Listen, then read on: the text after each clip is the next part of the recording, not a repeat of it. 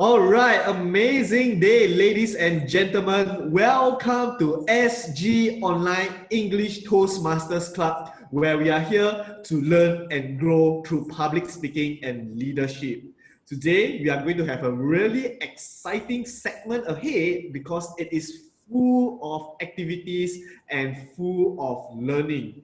So for today, we will have 4 spectacular speakers who will be attempting 4 different projects, followed by 4 evaluators who will be assessing them in terms of the areas of excellence and the enhancement areas. But even before that, we will start off the meeting with language evaluation. Right? So the language evaluator will share with us the word of the day, and following which she will assess the entire chapter meetings in terms of the language usage at the end.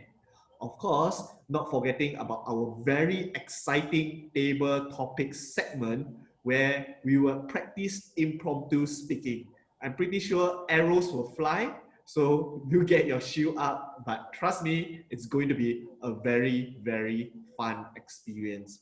All right, so before we even begin, just to acknowledge some of the appointment holders for today. Appointment holders, they are the true heroes of the chapter meeting, because without them, we will not be able to have a smooth running chapter meeting, right? So for the appointment holders today, we have our timer, Distinguished Toastmaster Li Shanshan. Li Shanshan, can you show them your awesome face? Oh, wow, she's glowing.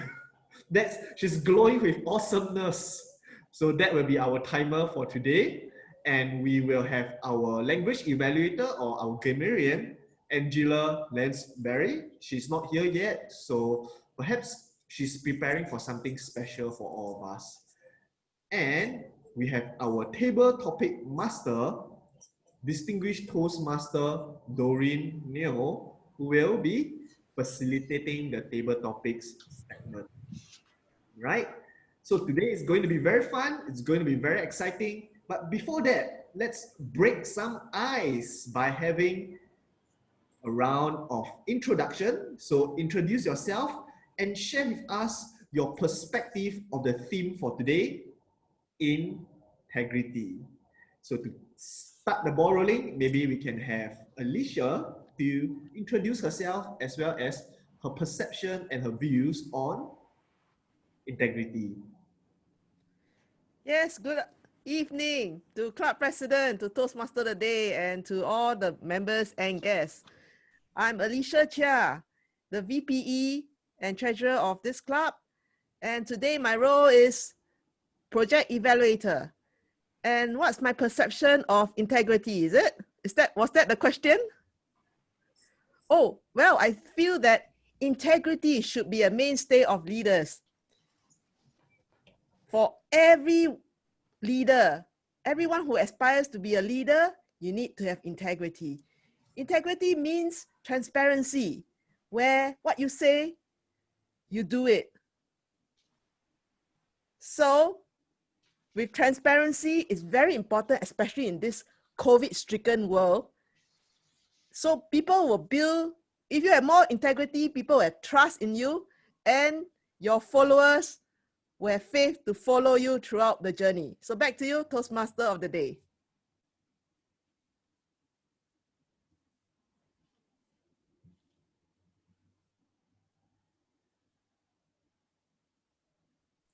Thank you so much, Alicia, for that amazing sharing. And indeed, integrity is an essential element when it comes to leadership itself. All right, next up, can we have Isobel? Yes, please introduce yourself. Good evening, everyone. My name is Isobel. I'm from Tokyo. And last time I late 1 hour. I mistake the time. But now, today, I join on time. And today, the 4 speakers, I'm looking forward to it. Thank you very much. Thank you so much and welcome to the club. You will be having so much fun today. Next up, we have Lee Buckley. Thank you, Mr. Toastmaster of the evening. Hello, everyone. My name is Lee Buckley. I'm the Vice President of Public Relations for this wonderful club. My perception on integrity, it's about being honest and having strong moral principles. And I'll be sharing a little bit about my integrity later in my speech. Back to you, Mr. Toastmaster of the evening. Thank you so much. Indeed, energetic and vibrant as usual, although it is probably like 11 p.m. right there. All right, next up we have Doreen Neo.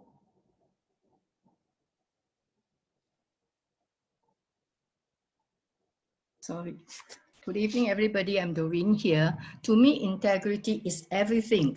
You must be able to account for yourself and be truthful to yourself. Over to you, Toastmaster of the evening. Thank you so much. Yes, we can lie to anyone, but we cannot lie to ourselves. And hence, it's indeed really important for us to practice integrity so that we can align our vision with our action. All right, next up, we have Ahmad.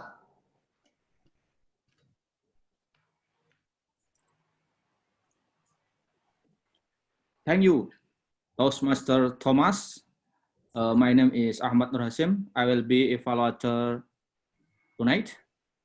Integrity is not given by natural or by our environmental.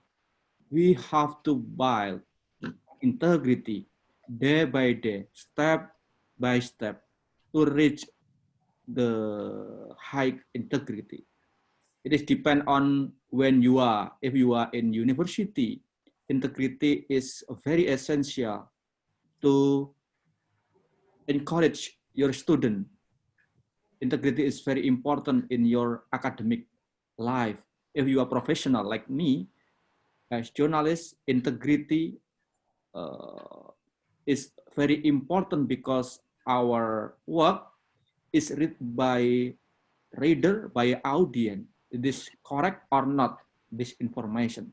So in journalism, we have a mechanism how integrity is not given, is run like a code of conduct.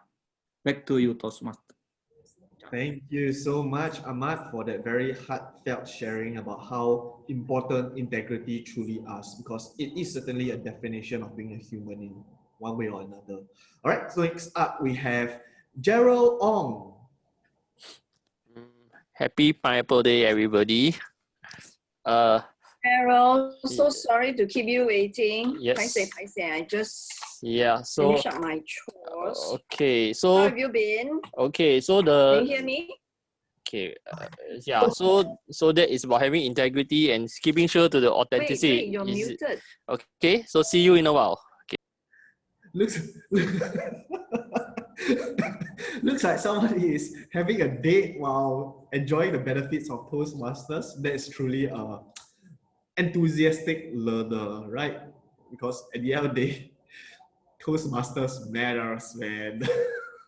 All right, next up we have Shan Shan.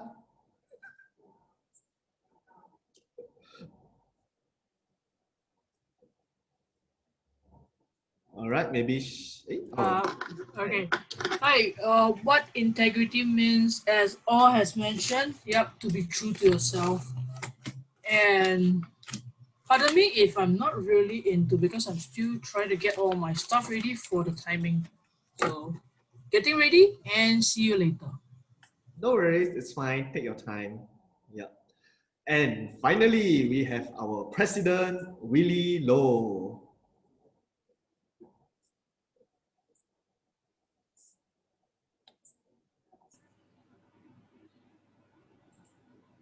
You want to know more? Let me have my opinion. All right, definitely. Okay, so now we have a short icebreaker. We will leave Willie one to the openings address, keep us in suspense for a while. But yes, so very job well done, everyone. I see most of you have your own definition of what integrity is, and it is truly important for us to constantly remind ourselves in this very important value. I know sometimes when things get competitive, when things get complicated, shortcuts may be taken, you know, detours may be taken, but always understand that at the end of the day, integrity truly matters, because even if no one knows, deep down you know, and this is not something we would want to pass down, because that is not how we want to live life to our fullest. So thank you so much, everyone, for sharing your perspective of integrity. And now I see that our language evaluator is still preparing some magic. Maybe she's getting dressed up. She's having a lot of different outfit. Maybe she's still deciding which one to wear. But of course, without further ado, we will move on to our President's opening address. So let's give a warm welcome to distinguished Toastmaster Willie Low.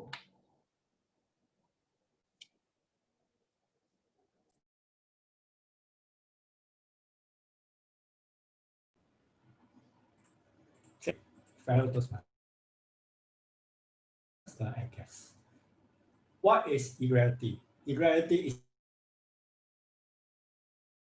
is the quality of being honest and having a personal choice to uphold oneself to consistent moral and ethical standards. Equality means doing the right thing at all the times and in all circumstances, whether or not anyone is watching.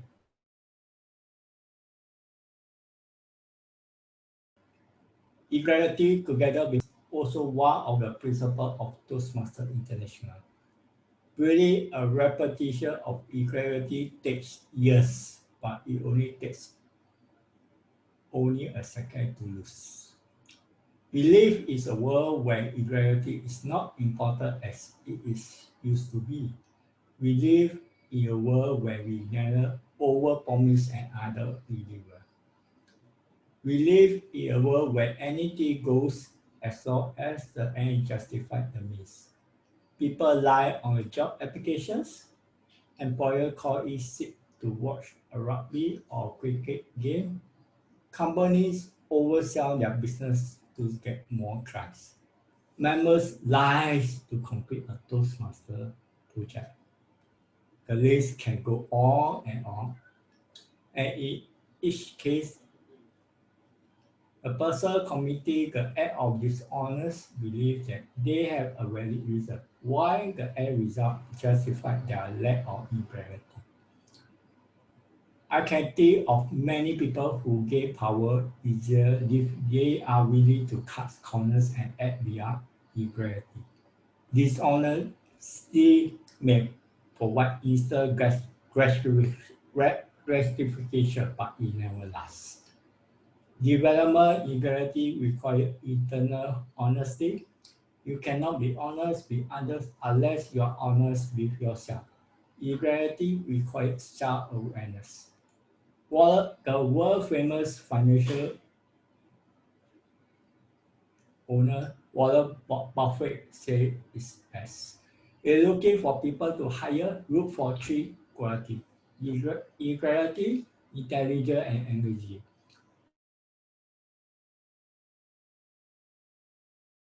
And if they don't have the first one, the other one will catch up with you. It may not be today and maybe not be next year, but the rest assured, there will be always a day of recording. Success will come and go, but integrity is forever. Over back to you, Toastmaster of the day.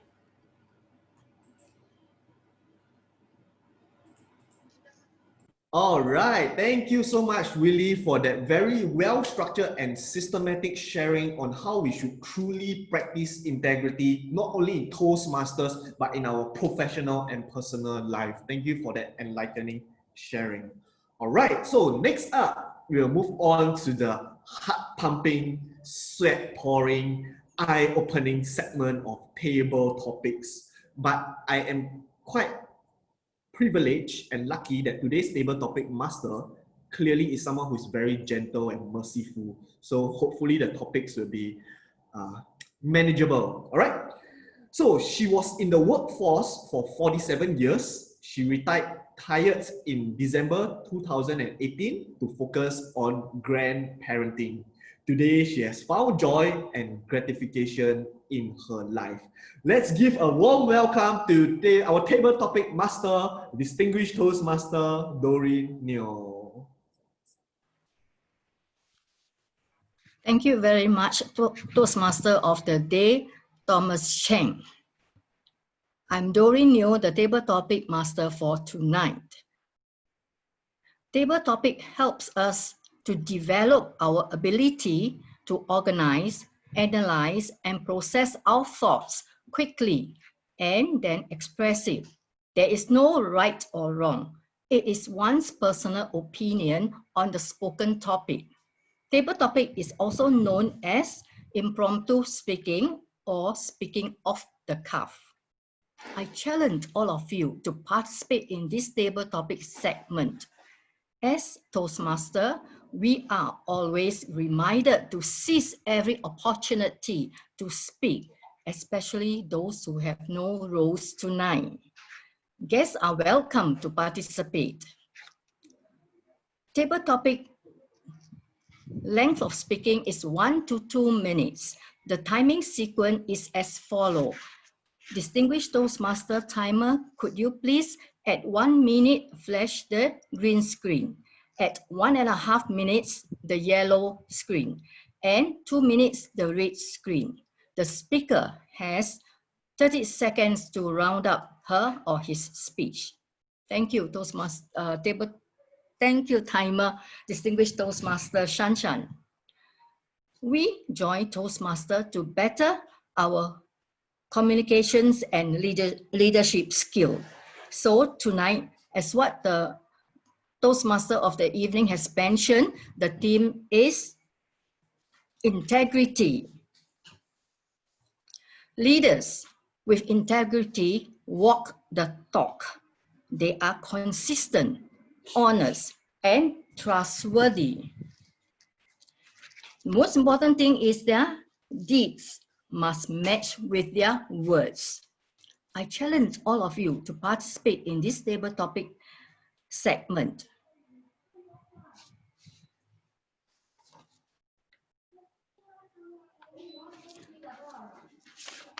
Is the language evaluator here already? Okay, never mind. Ladies and gentlemen, are you all ready for the table topic challenge? Can I have a show of hands? Great. Any volunteers for the start? If not, I shall call upon those who have no appointments yet. Gerald Ong. Gerald, are you there? We would like to kickstart the table topic segment.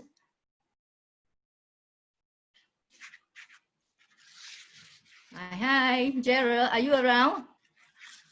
1, 2, 3. Okay, then we skip to the next person. Any volunteers?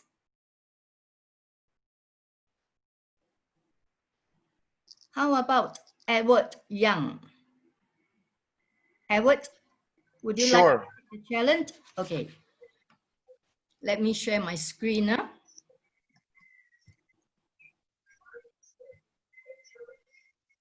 Okay, Edward.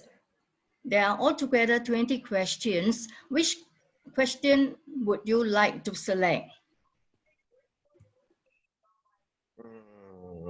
In question 9. Question 9. All right. Can you see the screen? Yes, I can. Make good, honest choices into what you think, say, and do. It's showing integrity, is showing a key. So it says, make good, honest choices in what you think, say, and do. Ask yourself, is this right? Over to you. President, Toastmaster of the evening, table topic master, fellow Toastmasters and guests, good morning, good afternoon, good evening. It always makes good sense to make good choices. It always makes good sense to make honest choices in what we think, what we say and what we do. If we do not make good choices, we have to live with the consequences. And the consequences of not making good choices are oftentimes dire. When we don't make honest choices, it's the same. The consequences are dire.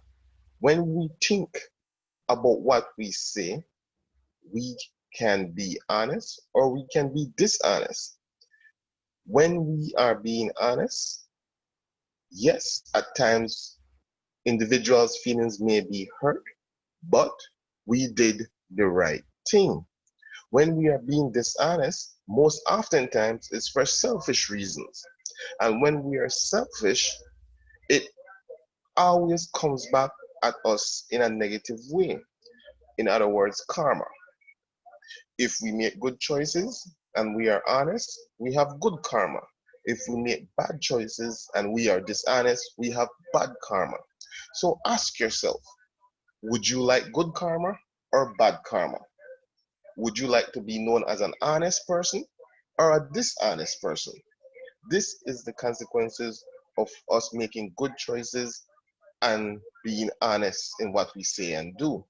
It is very important for us to be known of good character, to be known as an honest, outstanding person, because in turn, that is how others will interact with us.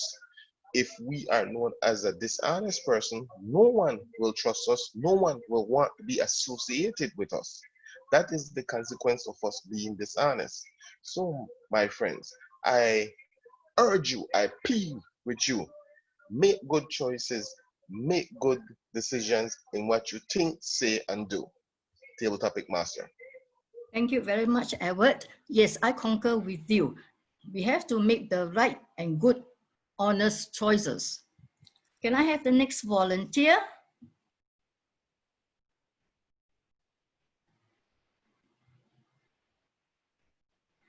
How about our guest, Miss I? Yes, I will try. Great. Which number do you want?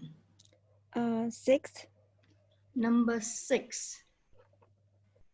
Oh, this is what every one of us has been doing, goal setting. There are actually 5 ingredients in it, SMART. Can you select 3 of them according to your priority or according to what you think is the utmost important? Over to you.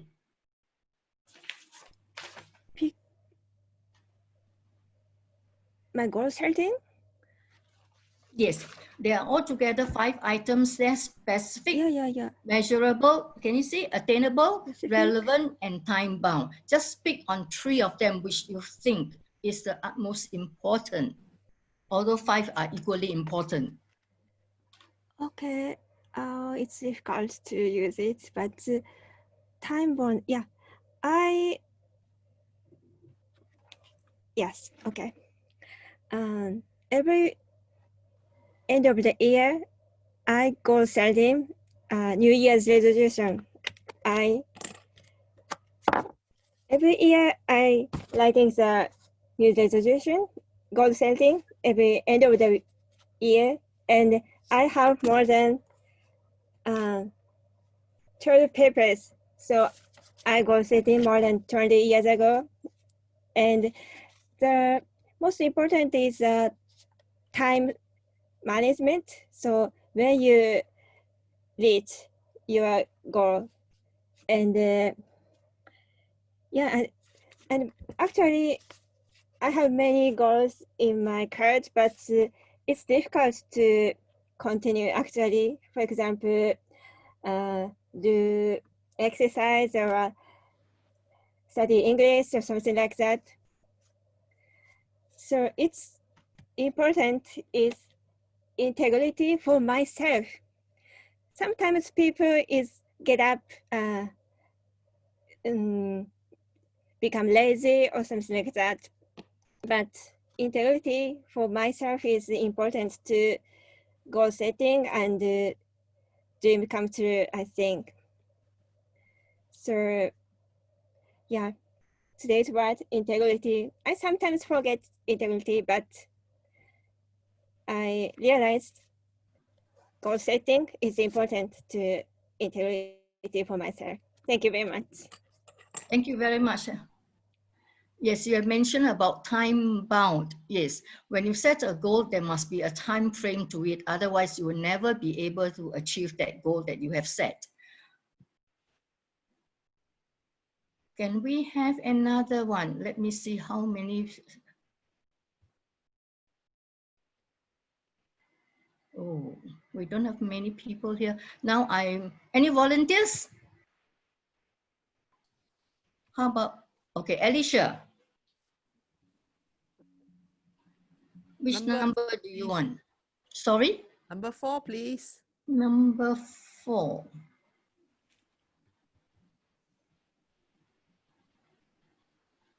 Okay. Without integrity and trust, leaders fail and organization collapse. Now you see the diagram here, you have integrity, which is actually the soul of the leadership, and the trust, the engine of the leadership. You may like to elaborate on this in your personal opinion.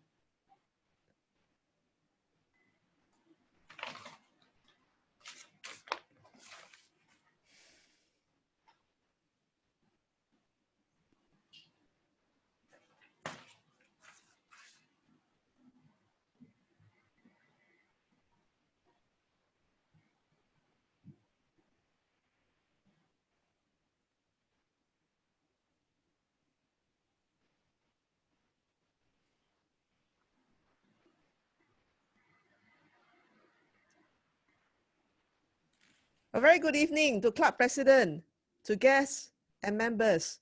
I have this very difficult topic. Without integrity and trust, leaders fail and organization collapse. Do you all think that these two are the main key components that cause leaders, organization to collapse? I feel that integrity and trust are main components, but it may not be the key components that causes leaders to fail and organizations to collapse. The reason being is that when you look at leaders, there are many components that you'll see in high-flying leaders. And integrity and trust are just one of the components.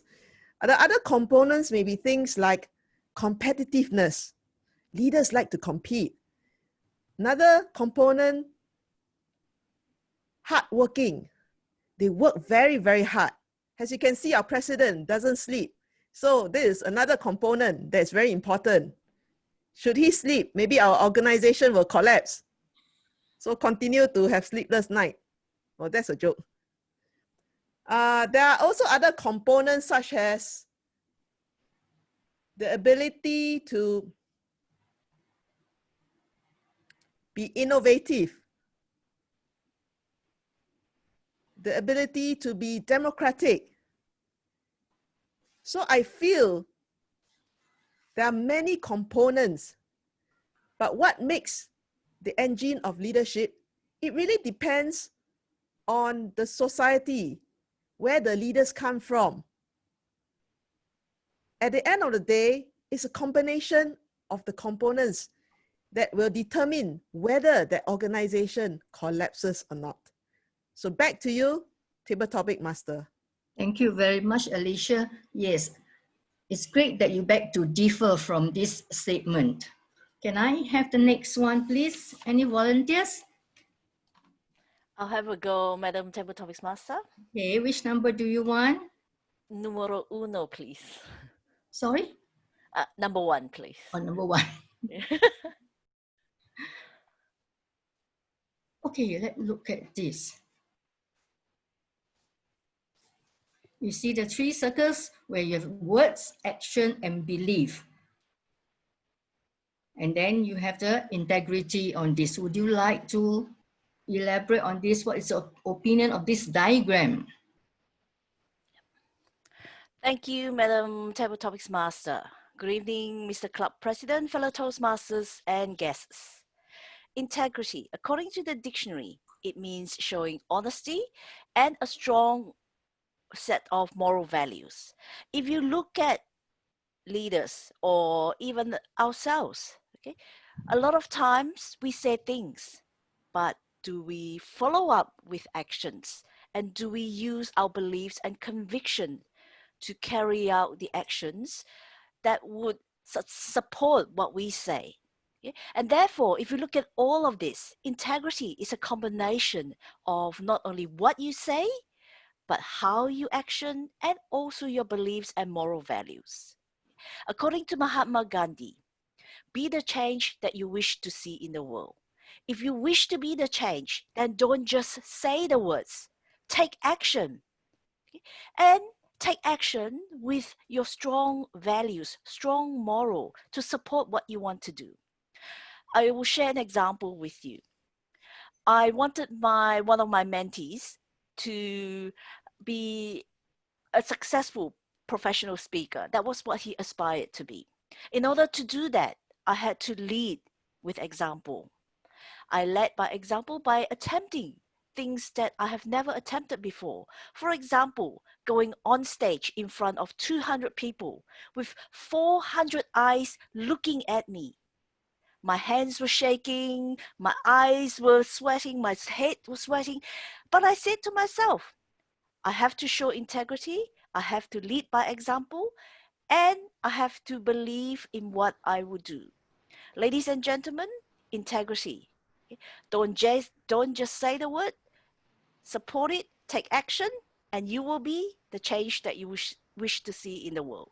Back to you, Madam Table Topics Master. Thank you very much, Lee Buckley. Yes, I do agree with you that whatever action that you've taken must match with your words, and you must believe that you can do it to lead the people. So the integrity actually consists of the words action and belief. Can I have the next person? Since we do not have many. I will. Who is that? Ahmad. Okay, Ahmad. Number 3. Number 3. Oh, it's another diagram. It shows comfort zone, awkward, and things that make life worthwhile and interesting. Can you figure out what this diagram is trying to say? Good evening, Madam Table Topic Master. Comfort zone and integrity. The integrity is by values, consistency, and commitment. I will share my experience how to move from comfort zone. 3 years ago, I had a good position in my old office as editor. I know that I have to improve my integrity with better work.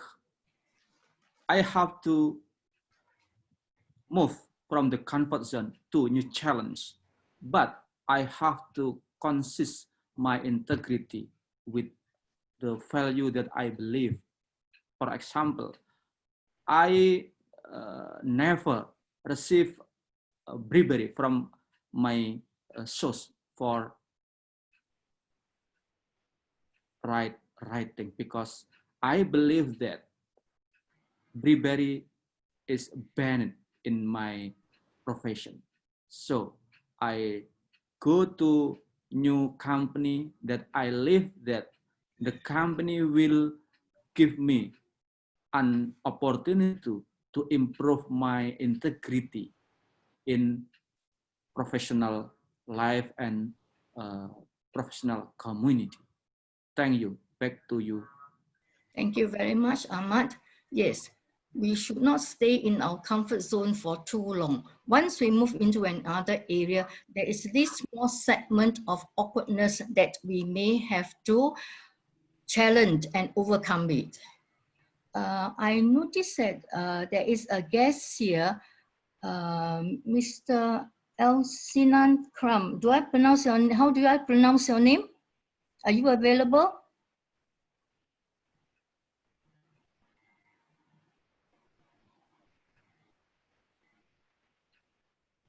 Mr. Elsian Kram. That is Alice N. Oh, Alice. Oh, join together. Sorry, Alice.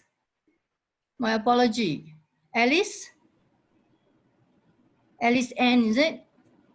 Alice, are you around? Can you unmute yourself if you are keen to take the challenge of the next table topic question? Okay. Maybe Kanan? Oh, Kanan. Okay. Can you hear me?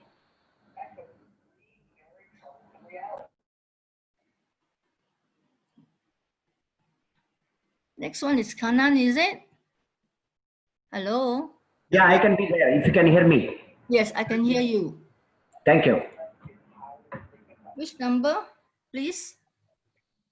I I have 20. take number, any number is okay, no problem. You can pick any number for me. I can pick any number. For me, yeah, no problem. Okay, I'll pick number 12 for you. With integrity, you will do the right thing. You will, so you will not have any guilt. Over to you. Yeah. Can I start? Yes. Madam Table Topics Master, fellow Toastmasters, and welcome guests. Integrity, it is one of the very important soft skills. As you are aware, even the Toastmaster International has mentioned integrity as one of the important ingredient in our Toastmaster life.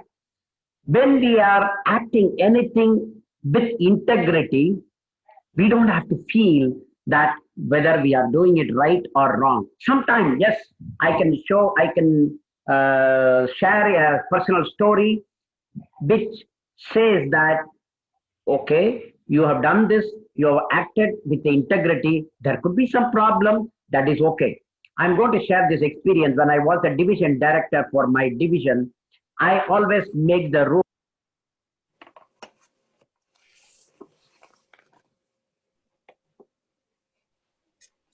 Kanan, we can't hear you.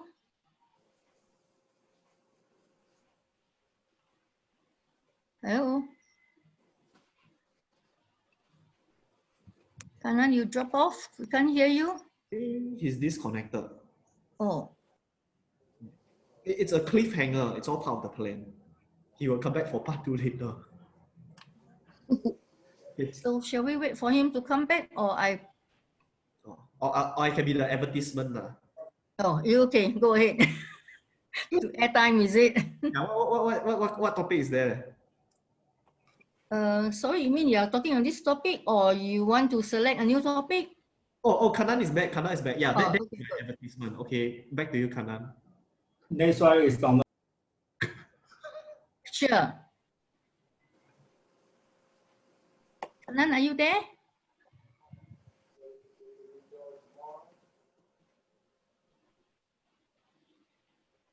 Kanan, can you hear us? I think this question with Kanan may need to reconnect. Then Thomas can take over first. Cannot. No? Can you hear me or not? Okay. Hello? Yes, very good. Can you hear us? Yes, I can, but I am talking, but I thought that you are not able to hear. Okay, you can give me the same topic, or you want me to talk a different topic, I'm okay with that. Maybe you like to continue with this because we heard you halfway. We are excited to hear what you have to say. Yes, what have you got to say about this? Okay, on the integrity, okay, no problem. I was sharing a personal story. I don't know how far you heard me. I was sharing a personal story. When I was heading the division as a division director, we assigned the task for the division TLI. During that time, one of the person was not doing anything. So I know there is a concept of emotional intelligence. Okay, he's supposed to come bring water for the TLI at 8 o'clock. That gentleman did not come until 11:30, and most of the attendees were suffering without water. So we need to run around. You can imagine USA, it is very difficult to go from one place to another place. You can drive. Immediately, it is not possible because we are in one place and we have to drive for 10 miles to get water and then bring it back, and then we need to distribute. So when he came in, I told him, you should have told me if you are not able to attend the meeting. See, that was acted out of integrity. I didn't have any feeling about the guilt. I did not feel why I asked him those questions. We have to do what we have to do. Okay, that anyhow, that I don't want to go further on that story. But what I'm saying is, if we are acting anything as within our conscience, that is okay. That's what I feel. Back to you, Madam Table Topics. Thank you very much. Yes, as long as it's within our conscious, we have nothing to feel guilty. Means we know what we are doing. We are true to ourselves. Okay, the next one would be Thomas Chang. Yes, what topics are there left? What topics are there? You just select the number. I can't tell you the topic. I need to look into it before I know the topic. There are 20. 20, wow. Okay, 3? Is 3 taken? 3, I think it's not taken. Okay, now we'll get 3 then. Wait, let me see, it's 3. Oh, sorry, 3 is taken. Taken by Ahmad. 5? 5. Okay, it's not taken. Again, diagram.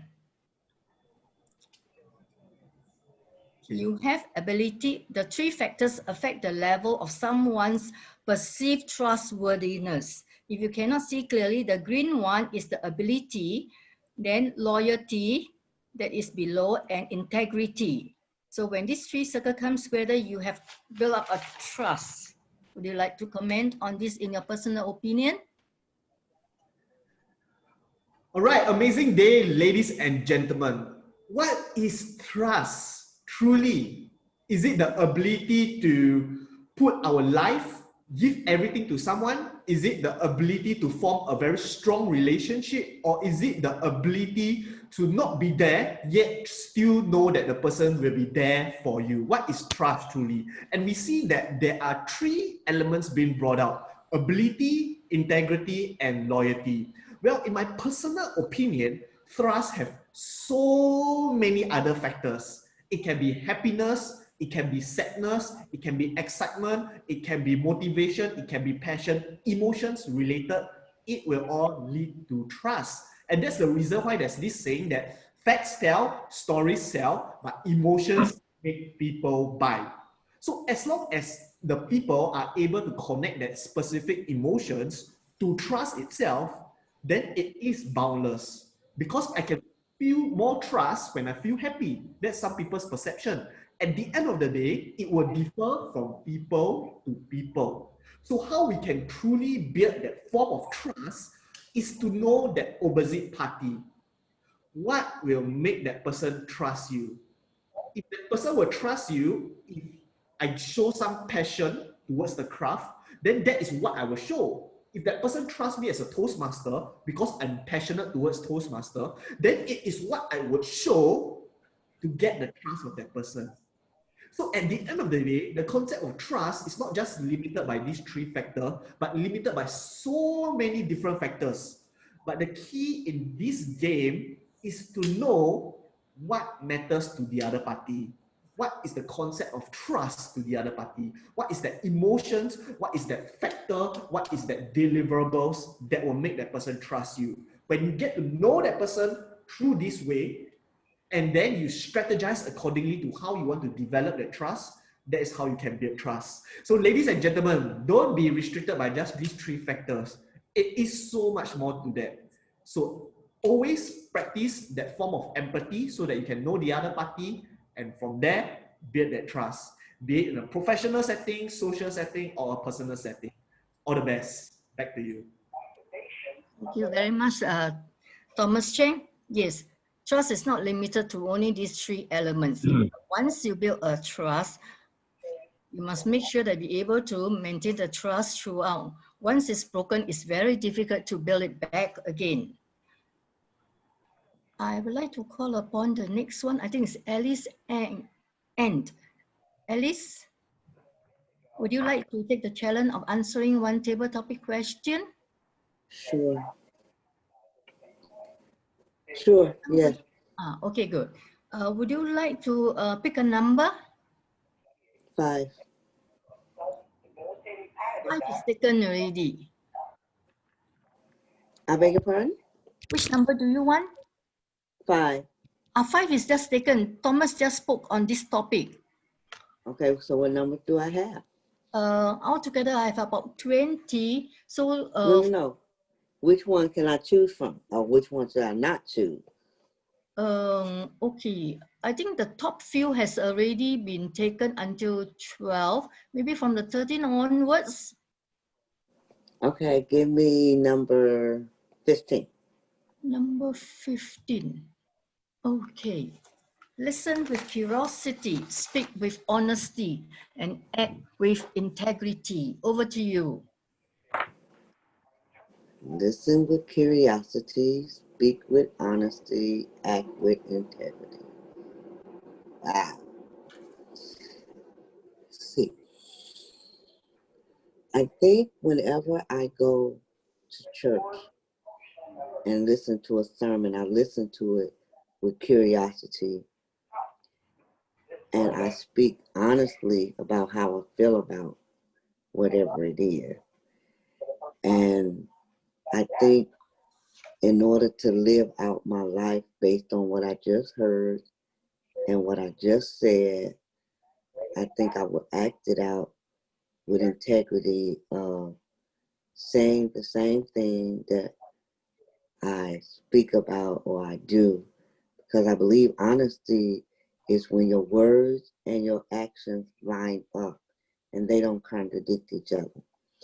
If I say I'm going to do something, whatever it is, I have to try my very best to do that, no matter what the cost, no matter what the excuse, no matter what the reason, to try to always keep my word, because I always want to act with integrity, and I always want to speak with honesty, and I always want to listen to really find out what people say, what they're really saying. So often we are half listening and we don't listen with curiosity to find out information, to be entertained, to be informed, to be inspired, to be instructed. I think listening is an acquired skill that we all must learn to do. And I absolutely believe we ought to speak with honesty. And I absolutely believe our actions should be actions of integrity. This is talking about.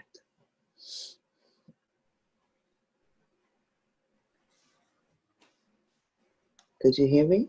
Yes, yes. So, okay. You have ended? Okay. Yes, ma'am. Okay, thank you very much. And Shanshan, can I know what is the time? Do I still have another 1 or 2 questions, or shall I end here? All right, we have space for last 2. Last 2, okay. Who want to be the number 10 speaker? Currently, we only have 8 speakers. 1, 2, 3.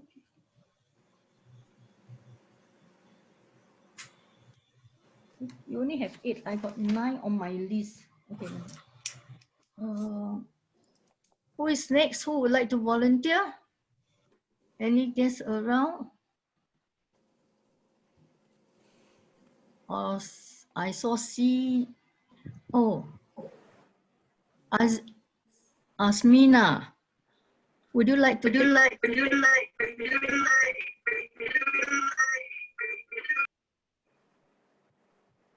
Hello? Maybe the table topic master. Yes. You want to try? Hello? Yeah, I can. Sorry? Would you like to try the table topic question? Okay, yeah. What is the question? You can select from 15 onwards. I can take number 16. Oh, this one is from Jack Ma. Never give up. Today is hard. Tomorrow is worse. But the day after tomorrow will be sunshine. Over to you. Good morning, table topic master and fellow Toastmasters. So Mr. Jack Ma is trying to say is that we should never give up whenever we try something out, something new. Whenever we go for something, we should never give up and keep on trying until we get the results, until we achieve our mission. The things might seem difficult. For example, if we start new work or start something, some new course or some new practice, the thing seems hard in the beginning, but as soon as we progress, it becomes our routine and it comes into our nature and the things becomes easy. So tomorrow, if we leave that work for now and if we don't go jump into the work, then tomorrow it might become more worse and more harder to do it. So today is the best time. He is putting emphasis on the importance of now. Now is the best time to do anything, and we should always be trying hard to achieve the things. And if we keep on trying hard and if we believe in ourselves and if we take steps and meet our like-minded people, and if we have positive attitude towards anything, then we will achieve our results quickly, and tomorrow we can see the sunshine or the best results tomorrow. It is a journey. It is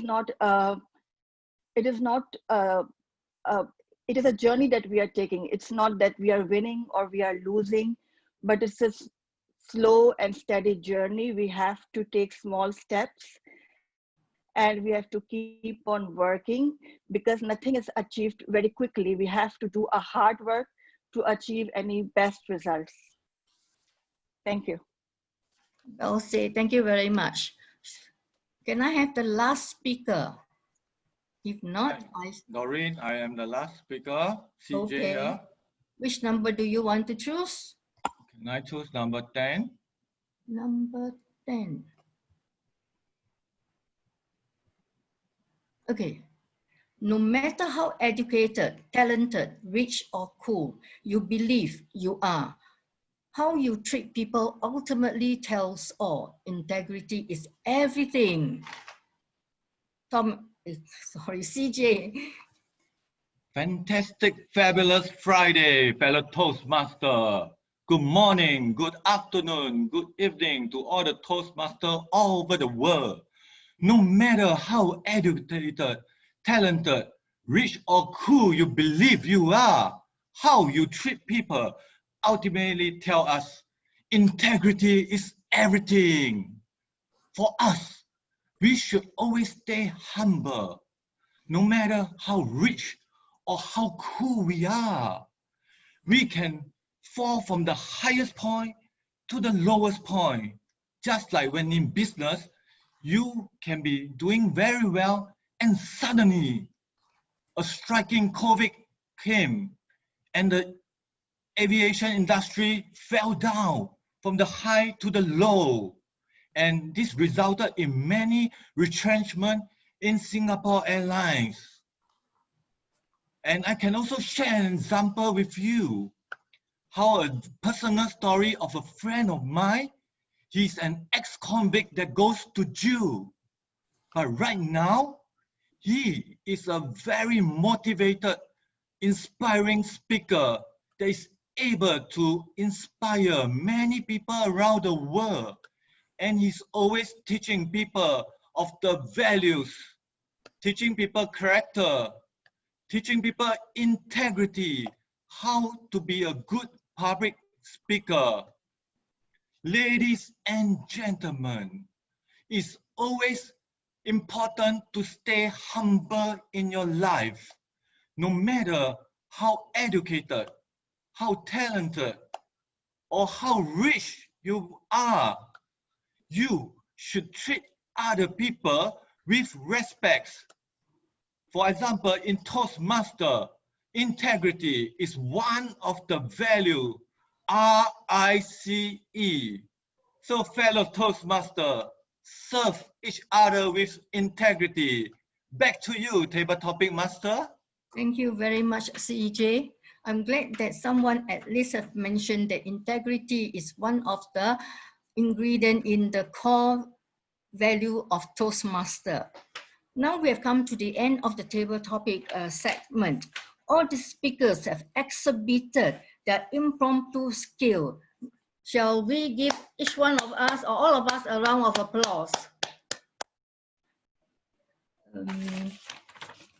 Timer, could you let us know whether all the 10 speakers qualify for voting? Yes, all qualified. Timing report coming up. Report coming up, okay.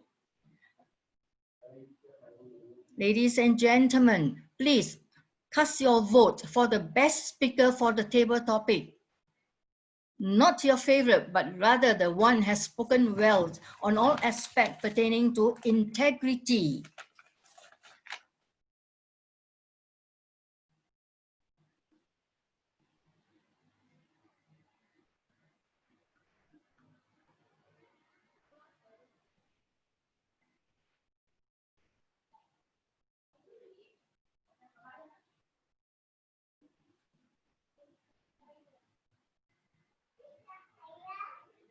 Alicia, who control the polling? Alicia? I think it's activated already. Yeah, activated. So, Can stop the share screen so we can continue. oh, okay. But I must end this polling, is it?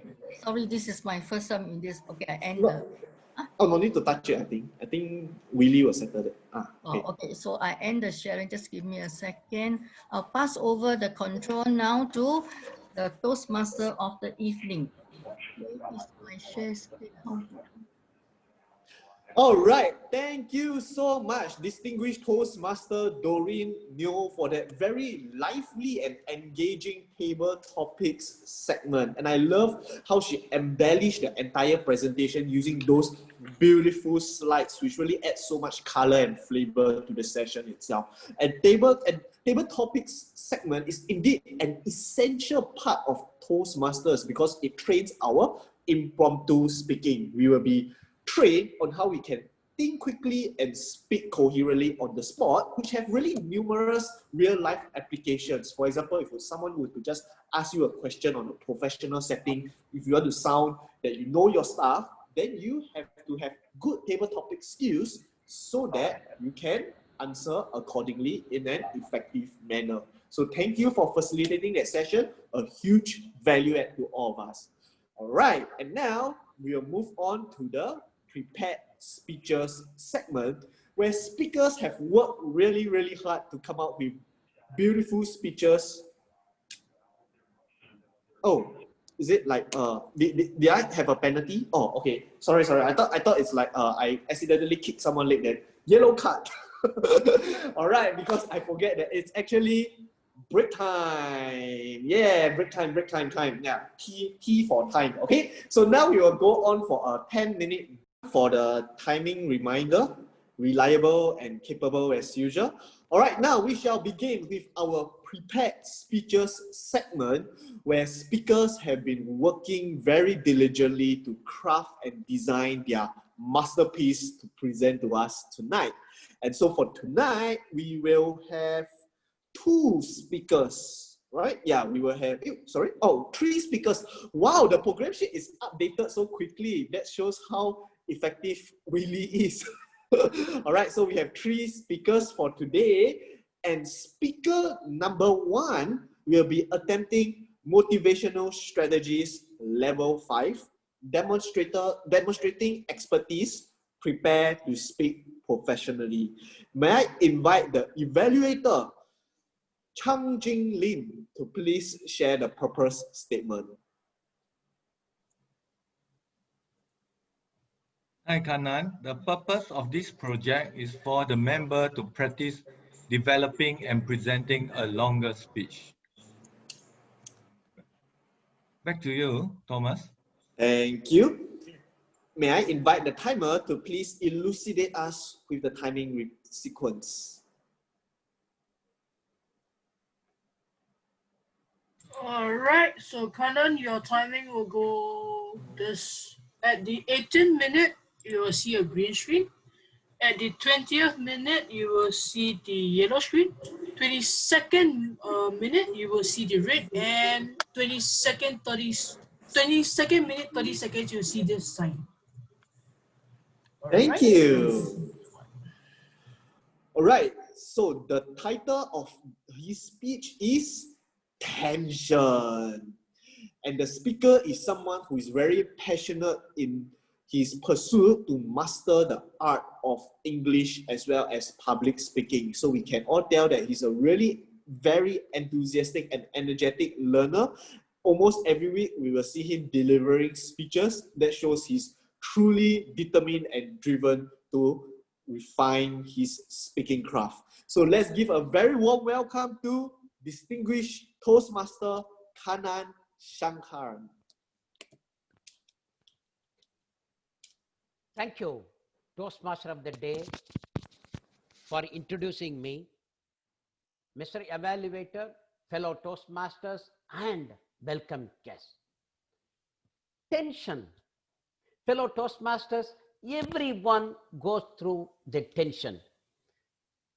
Imagine that you are called for public speaking. Your blood rushes all over the body and you feel something tense.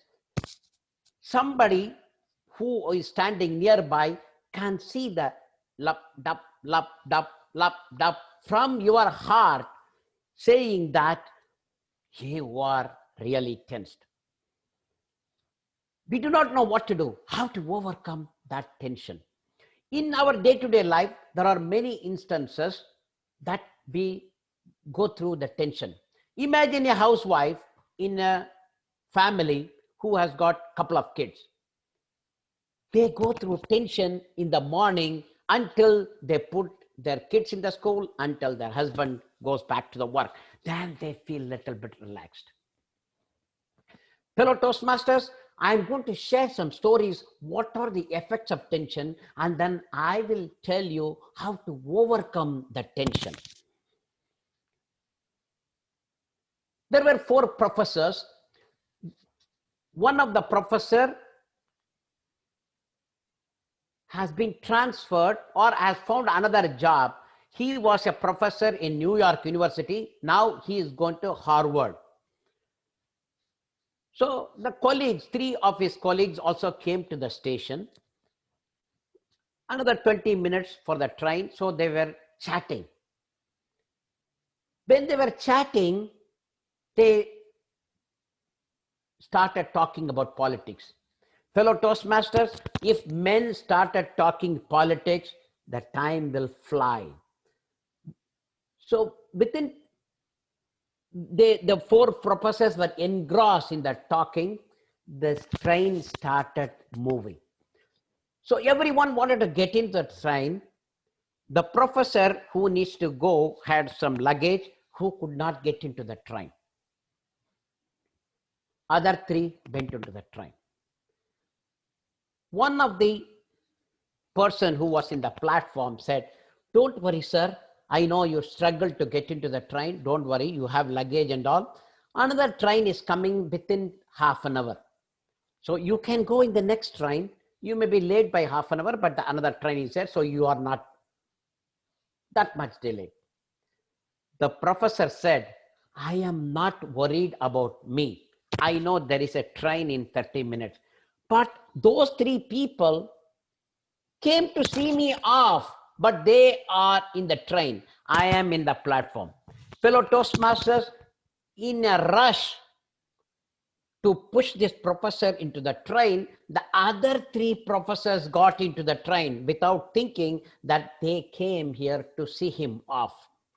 So when your brain is engrossed with so many thoughts, you are not thinking what you are doing. So you got into the train. The professor is still there, who is cool, but he could not get in, but he will go in another half an hour's time. Why I'm saying that is because the tension sometimes will not allow you to think properly. Sometimes even your brain is clogged with other things like intoxication. This is another classic thing in US. It may not happen in Singapore. How many of you really enjoy drink? Can you raise your hand? Oh, only couple. You are all nice people. Thank you, Thomas. At least I have your partner there. Okay. In US, nearly 90% drink. Whether not that drink, not water. I'm not talking about water. I'm talking about the intoxicated wine, beer. Yeah, there you go, Willie. There you go. We used to drink. Okay, drink anything. So 4 of the person who's living in a suburb of US, so that you will understand. You know, they drink one, they start talking. So drink.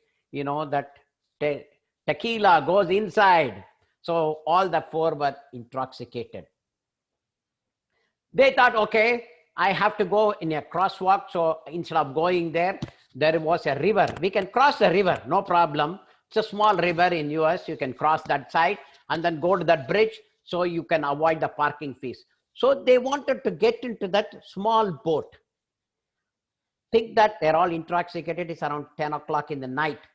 They cannot see anything, especially when you have got 4 or 5 tequilas inside your mind. So all the 4 of them get into that boat. They started rowing, so that the idea is they want to get to the other side and board the car and go. They were doing rowing. The boat is there only. They were trying for 1 hour, 2 hours, 3 hours. Then in the morning, when the sun came, nearly in the dawn, they realized the boat was tied in a rope, in a pole. So they were rowing, but the boat cannot move because it was tied with a strong rope in a pole. So they could not go anywhere.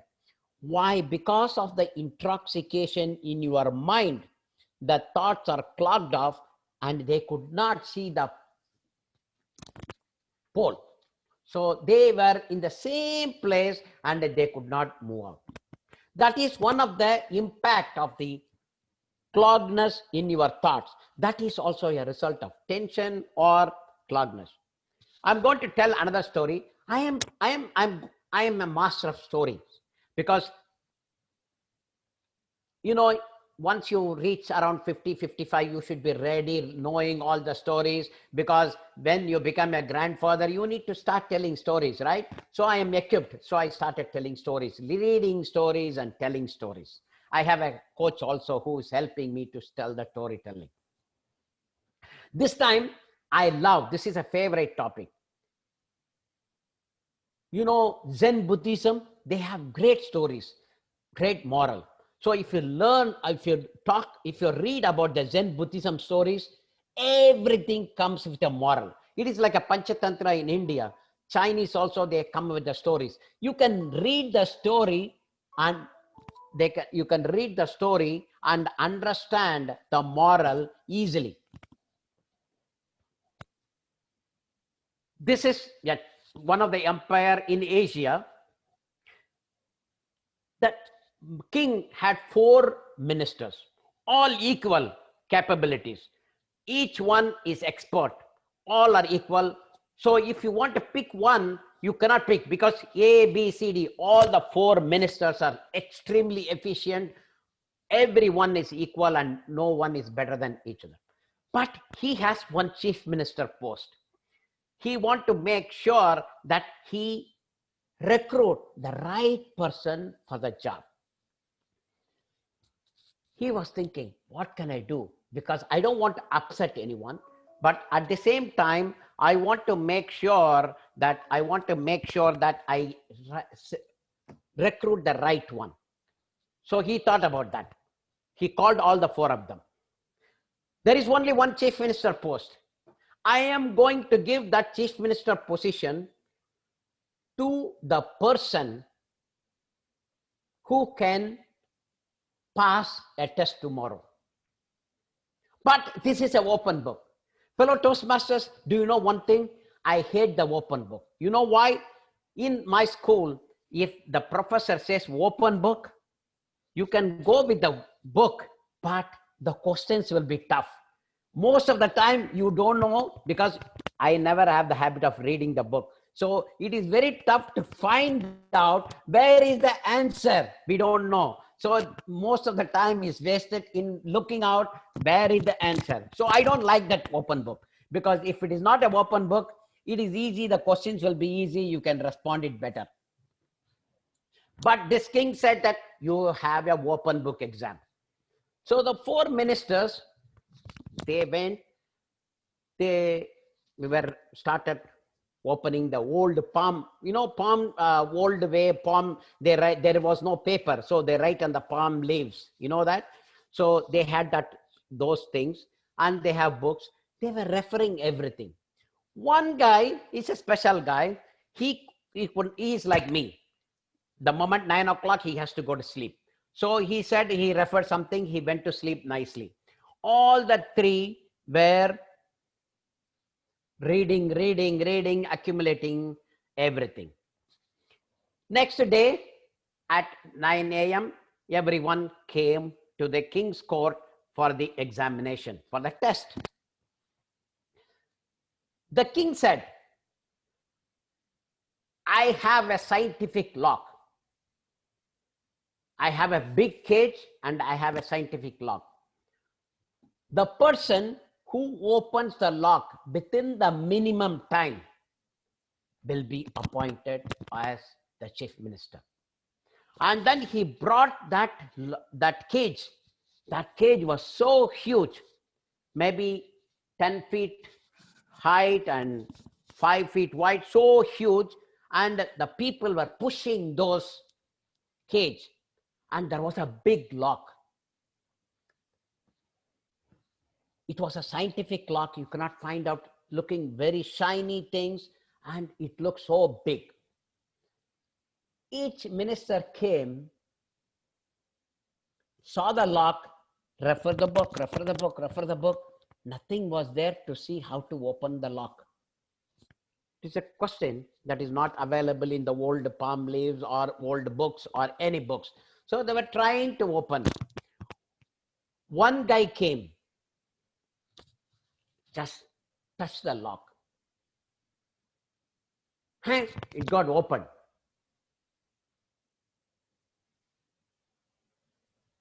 This is the same guy who went to the bed at 9 o'clock in the night after referring something. He did not have much to bring. He had only some few notes, but he is able to open because the lock was not locked. When your mind is, why I'm telling this story? So this lock was not locked, so he got the chief minister post. Why I am telling this story?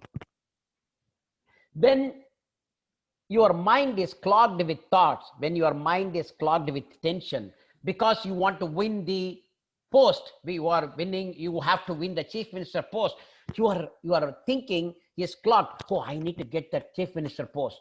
So what should I do? What should I do? Where is the lock? Where is the lock? Where is how to open that? So you are referring the book. You are in a tension to open. Say, I'll take this book. Okay, open. So trying to see, where is that? Where is that? Where is that? I'm not able to see. Okay, where is that? Where is that? So you are opening different books and different pages. There is a tension amount because there is a time, limited time. If you don't do that, if you don't open that within the time, the next person may grab the opportunity.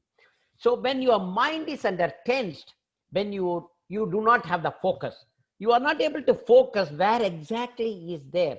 You are trying to hurry up the pages. You are not sure where to do, what to do. So that is not a good way. That is what we call as a tension. So when your mind is free from tension, when your mind is very clear in your thoughts, you are able to accomplish things better. Fellow Toastmaster, today itself, I'm going to give an example. Let us say a speaker is coming, public speaker, 5 to 7 minutes.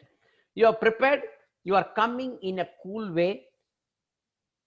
Toastmaster is introducing you. You started talking. First 10 seconds, you may feel nervous. Then once you are on the flow, you are able to speak fluently. No problem. Right? Whereas, if you feel, oh, I have to be ready, I refer the notes, I read, and then you say, fellow Toastmasters, you forget the first word, that's it. You are thinking about that word, you are trying. Fellow Toastmaster, don't think this is not happening to me, to you. It happened to me, it happens to everyone. It happens to even Thomas Chen, our Toastmaster of the day. Imagine, ask him. In the earlier years, he would have also gone through. Everybody goes through this. So we have to keep our mind clear. When your mind is very clear, you are able to accomplish greater things. Sometimes we are focusing on small problem or not a problem,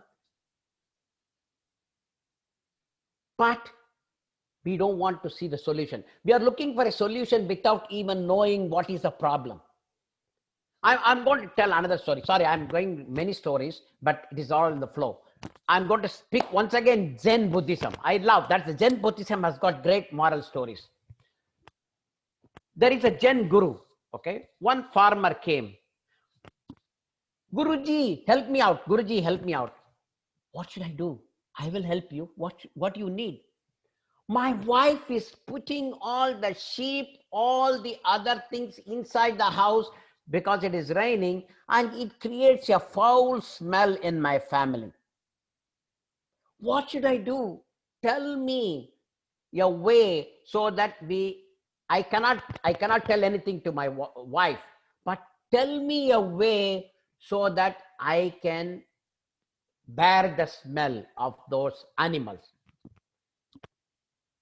Zen Guru said, why can't you open the window? You have a house which has got a window so that fresh air will come inside.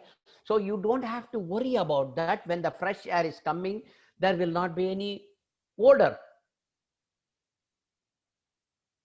Immediately this guy said, then my birds will fly away. He did not think about the birds. He was thinking about the odor caused by the birds, but he was only focusing on the new things that the animals were creating the odor. To the wife's perspective, the birds are creating the odor. So because we are not understanding the problem, this is the Zen Buddhism says, you are not aware what is the problem lying there. So ask the other guy who can tell you what is your problem. That is why evaluation is there in Toastmaster. If I give a speech, I don't know what is the problem in my speech. An evaluator like Lim can tell, Kanan, you should have done this, then this. That would have been better. That is what not the Toastmaster, Zen Buddhism said maybe 2,000 years ago, 3,000 years ago. I don't know how old is the Zen Buddhism, but they have all the clear stories with a moral for us to learn from them. Okay, Kanan, you talked about the stories. You said that we have to avoid the tension. You did not tell how to avoid the tension. You said the tension is having these effects, but how to overcome the problem. Fellow Toastmasters, once again, I am going to take another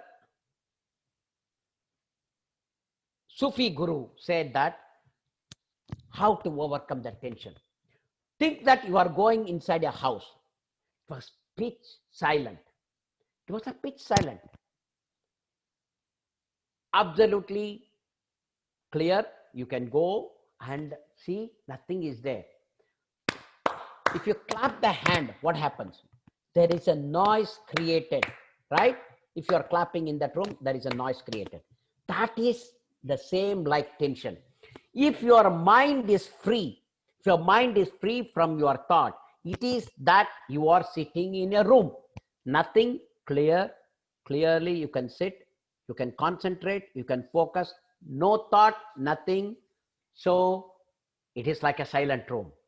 If you start focusing, hey, what should I eat tomorrow? How to address my office manager tomorrow? What should I do?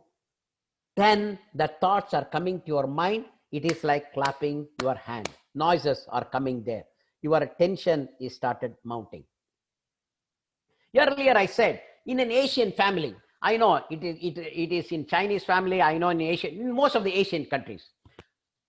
In the morning, I told you earlier, the housewife has to go through so many things, so many tasks at the same time. And there will be one child will be crying, husband will be asking something, and you need to make the breakfast, everything at the same time. So there is a challenge for the housewife to undergo in the morning till they send that. So many things are going on, so they could not focus. So to overcome the tension, you need to have a clear mind. Start focusing. Think that you need to reduce the stress. In India, they call it as a yoga, the practice to clear your mind. In Chinese, they say you are a meditate. You meditate without anything. Think that you are in a vacuum, so you don't have any thought. That way you can overcome the tension. This is in Chinese. In Zen Buddhism, if you go a little further, they say that is a bit complicated, which may be difficult to practice. They say, watch outside. Watch you outside, whether you are thinking or whether you are not thinking. If you are very clear and if you are having complete silent in your mind will be free of tension. This is very hard to accomplish in the first thing. This is same like giving your first speech in the Toastmaster. It is very difficult. You will overcome by practice. After some time, after getting so many levels, after 3-4 years, you are able to give your speech without talking. Same way, you will be able to practice and avoid all the tension. Fellow Toastmasters, try it out. Reduce your tension. Be successful. Whether it is in a Toastmaster journey or not, you need to have a tension-free life. This will be good for your future. Back to you, Mr. Toastmaster of the day. Wow, thank you so much, Kanan, for all those stories which have wealth of learning lessons in them, valuable life lessons for all of us to apply into our life. I feel so enlightened after hearing Kanan's speech, and it's truly very inspiring and very insightful at the same time. So thank you, Kanan, for spending time sharing with us so many valuable takeaways which you have personally experienced before through your life. And indeed, we will learn from what you have learned. Thank you so much. All right, now moving on to our second speaker. She will be attending Dynamic Leadership Level 5, demonstrating expertise, prepared to speak professionally. I think the evaluation is like the same as the first one, right? Same as the first speaker. So we will skip the sharing of the purpose statement, and the timing will also be from 18 to 22 minutes. The title of her speech is Managing Upwards, Downwards, Sidewards, and Inwards. Now, this speaker is not a British, but she's a queen nonetheless. Educator by profession and a Toastmasters by passion and profession. I'm just teasing. All right, we all know her. She's someone who is really very enthusiastic in this movement, always having that learning and growing spirit, and always someone we can truly learn from. So really looking forward to her speech and looking forward to learning from her. Let's give a warm welcome to distinguished Toastmaster Lee Buckley. Thank you, Mr. Toastmaster of the evening, King Thomas. I am only learning from the best. Good evening, ladies and gentlemen, Mr. Club President, fellow Toastmasters, and guests. Tonight, I will be sharing with you perhaps some situations where you have felt frustrated when you were trying to lead somebody and you felt you've hit the wall. Have you ever been in those situations? Whether it's upwards, downwards, sideways, or inwards. Raise your hand if you've been in those situations. Excellent. Well, it's not good, but it's good that you were open to sharing with us your experiences. Tonight, I will take you through to give you some tips and techniques to help you to manage those situations. Let me share with you some slides.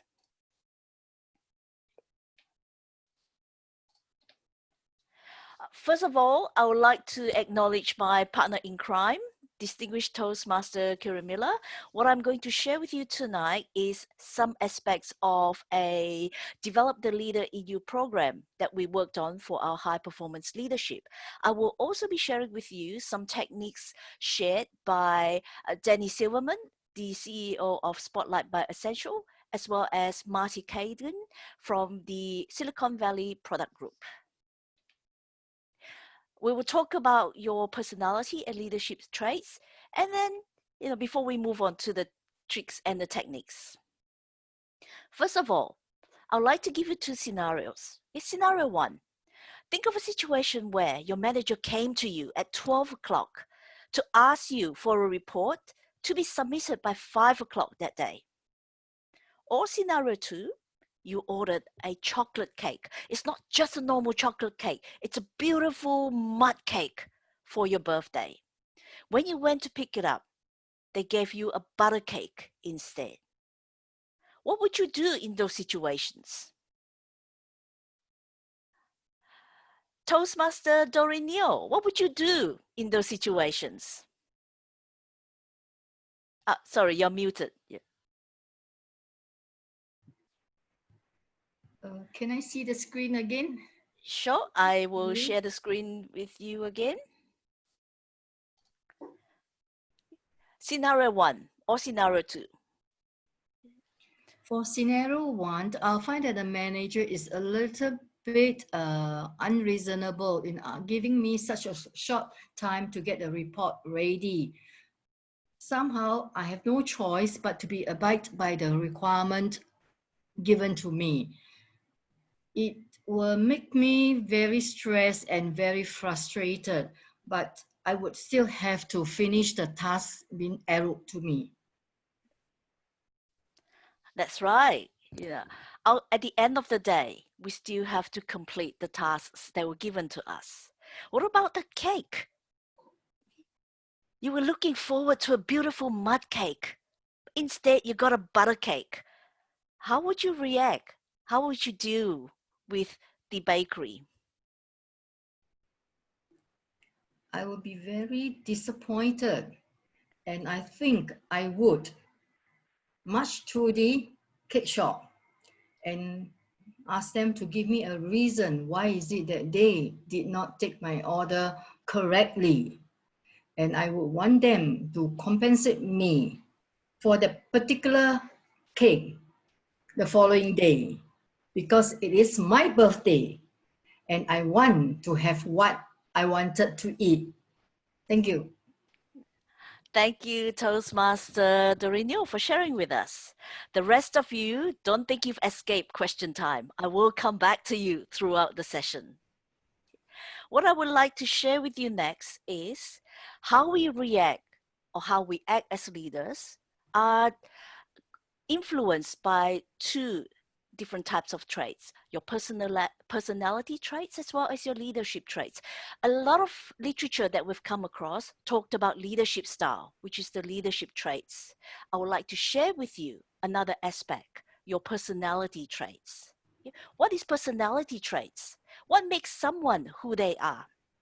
Do you feel you're a bubbly person or a reserved person Maybe you're a bit sensitive or thick-skinned.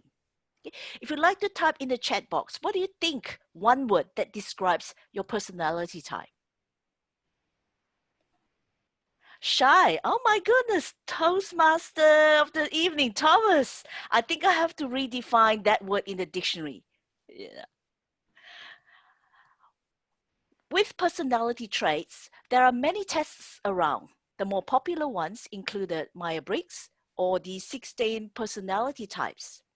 Psychologists, however, supported the thoughts that personality traits, okay, is more important than the personality types. For example, if you look at Thomas, okay, he is always extrovert, he's always happy, bubbly, and yet he said that he's shy. Okay? So a person is not normally what they may seem to be. Remember, still water runs deep. What I would like to share with you tonight is 2 different tests for personality traits. What are personality traits? Personality traits are ingredients that make up, okay, ingredients that make up your personality. Think of it as ocean, O-C-E-A-N. Or for those of you who like paddling, canoe, C-A-N-O-E. What it says to us is all of us have a dash of openness, or perhaps plenty of agreeableness. We might have a lot of conscientiousness and maybe no neuroticism. Okay? A person, for example, I'll take openness. Openness doesn't mean that you are open in terms of talking or in terms of sharing. Okay? Openness in this case means how open you are, how curious you are to ideas, to invention. Okay? So if you look at the scale, look at the pie for openness. If you are a very open person, you're curious and hence you're more inventive compared to a person who's closed. They are a bit more cautious and hence more consistent. Okay? So what I would like you to do is I will share this with you at the end of the meeting.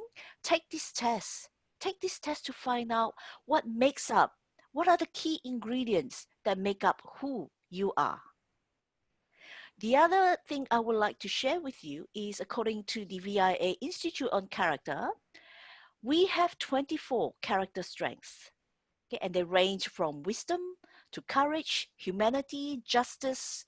This is very useful, particularly in situations when you have to put a team together very quickly. In my experience, when we're working on projects, sometimes we need to put together a team very quickly. So what we do is we use this to select the right people to be part of our team. I'm going to share with you my top 3, but then I have to kill you after this. I'm just kidding. What are my top 3? Okay. According to the character strengths, my number 1 is honesty. Okay. This links back to integrity, the theme of the meeting tonight. I value people speaking the truth. And to me, it's more important than lying to me and covering things up. Okay. If you tell me the truth, if you are honest with me, then at least I can work out a way to perhaps fix the situation or a way to put things in place so that it doesn't happen again. I'd rather know the truth than find out later. Humor. As you can see, I like to laugh. Okay? I like to bring smiles to other people. It doesn't mean that I'm a funny person. I don't think I'm a humorous speaker. Yeah. It just means that I am able to look at the lighter side of life. Okay? To find out, they say, well, hang on, take things with a pinch of salt. It's okay. If something happened, let's move on. Fix it, move on, and then see what we can do to put in place so that it doesn't happen again in the future. Perseverance. If I start something, I will finish it. Okay? This is when I was looking at, particularly in projects, a lot of times things change in the project and it's very difficult to finish what we started with. But I have this never die attitude. Okay? What would your character strengths be? Why I brought this up is Toastmasters, when you do level 2 in your pathways, you will come across understanding your leadership styles. It will talk about the different leadership styles or traits that you have. But I would like to challenge you to think of, instead of just the leadership styles, your personality traits also influence how you lead. And understanding your personality traits will help you in managing upwards, downwards, sideways, and inwards. So let's have a look at this. First, communication style and frequency. You need to design your communications based on what will motivate the recipient. Okay? Think of the personality traits, think of the character strengths of the recipient, and then convey your message accordingly. Okay? Sometimes it doesn't suit your communication style, but you have to adapt. When you find that you are being inactive, or for example, if you have conflict with a co-worker, look at this as your career growth opportunities. Look at this as your personality growth opportunities. How can you stretch your communication style? How can you get others to empathize with you? And how can you communicate better with them? The second technique is constructive approach. Okay? Whether it's peer-to-peer, whether it's direct reports, managers, don't drop problems on their laps. Okay? Instead of just going to them with problems, go to them with solutions, recommendations. What can we do, okay, to fix the situation? Or what can we do to come up with a solution? If you are faced with a colleague, who drop problems on you, you can challenge them by asking, how would you suggest we approach solving this situation? Okay? Not only will you be empowering them, you are also coaching them as well. The third technique is to use your managers. Effective managers should be there for your success, not their own. So what you want to do is get them to help you to remove barriers so that you are able to succeed, whether it's your project, whether it's your career, or whether you are trying to launch a new product. Okay? Think of it. If you can get them to help you, how can they help you to remove an issue, or how can they help you to remove the barriers? The fourth technique is use data and facts, not just opinions. Okay? What I would like to challenge you to think is, sometimes if somebody asks you to present something and you go, I don't know, maybe, I'm okay, so 50%, a good way of managing or a good way of leading people is to take a stand and be able to answer what we call the 3 questions deep. Okay? So what it means is that you need to state your point of view and you need to be able to defend it 3 rounds of challenges or objections. The fifth one is you are your best champion. Nobody knows you better than yourself. Okay? You need to be able to articulate. You need to put your interests first. If there's a job or promotion you're going for, don't be shy and go, it's okay, you go. Okay? You need to be able to influence others, to think of you as the leader, to think of your potential and help you to develop as well. Number 6 technique is to become low maintenance employees. Remember, okay, when you work in a team particularly, or when you deal with situations, you don't want to be seen as leaning on those around you, leaning on those above you or below you. Okay? You want to, so that, at the end of the day, they might say, she's a problem or he's a problem. Okay? When you lean on them too much, they will start to lose their willingness to help you when you need it most. So what can you do? What can you do in this situation? Remember the second technique and the third technique? Okay? Be constructive. Okay? Have a constructive approach. Give recommendations, not problems, and use your manager as well. Now, the next 3 I would like to share with you is be dispensable, be replaceable.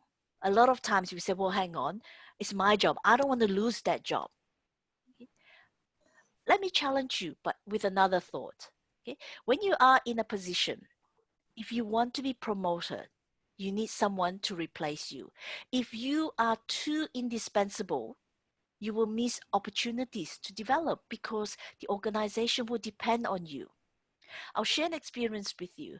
When I was first elected as an area director, day one, I went up to my potential successor and I said to him, Raphael, next year, you be the next area director. He looked at me and went, sure, right, you're kidding, right? And I said, nah. I said, next time, as in this time next year, it's you in this position. And what I did with that is that I had my goals, I had my objectives, but I also need someone to take over. Why? Because I don't want to put in all this hard work. When I finish my role at the end of next year, who is going to take over? Who will continue the initiatives? Okay? You don't want your efforts to go to waste, right? So if you find your replacement, start mentoring your replacement, start training them so that when you get the promotion or when you move up, there's someone else to take over. Now, this is very important. Know your priorities to achieve happiness in life. What you want to do is prioritize things. Okay? Because if you are not doing things that make you happy, what is the purpose of life? So what you need to do is you need to prioritize. Prioritize tasks, prioritize objectives that make you happy. Number 9 is to be kind to everyone. Okay? As you can appreciate, we are all fighting a hard battle here. You know, happiness is when you think and what you say and what you do are in harmony, according to Mahatma Gandhi. Okay? When you embrace kindness and you internalize this, you have empathy for others. Okay? You'll be more successful in your own endeavors and you'll be a better person for it as well. So ladies and gentlemen, this is just a summary of the techniques that we've gone through. We've gone through 9 techniques, but there is a number 10. What do you think that number 10 is? If you'd like to type in the chat box, okay, what do you think the number 10 and the most important technique is?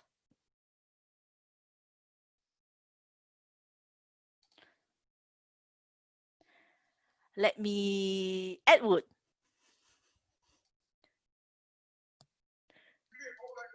What do you think technique number 10 is?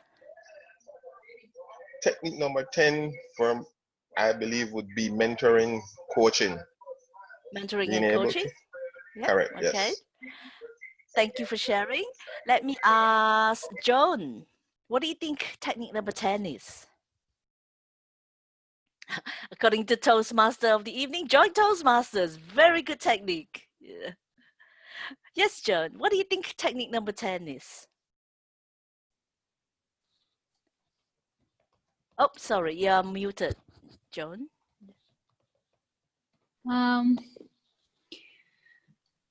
I guess, yeah, I mean, to constantly be more empathetic.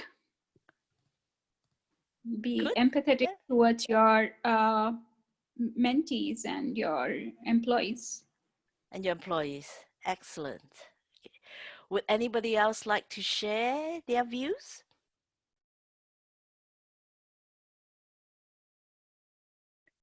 Let me say, let's say, Toastmaster Kanan, what do you think technique number 10 is? I felt that we should have, even though we train, we mentor, we identify the backup, etc., we need to have a backup plan for our leadership as well. For everything, we should have a contingency plan. That's what it came to my mind. Yeah, thank you. Thank you for sharing. And now, could we have a drum roll, please, for technique number 10? Technique number 10 is, it's what you are going to implement. Okay. We have looked at all the 9 techniques earlier, but what are you going to do? Okay? What are the key messages? What are your key takeaway that will help you to implement the techniques? So let's come back to those two scenarios. Okay? Having looked at the techniques, the 10 techniques, what would you do differently this time? Let's see. Toastmaster Alicia, would you do the same or would you do something differently this time?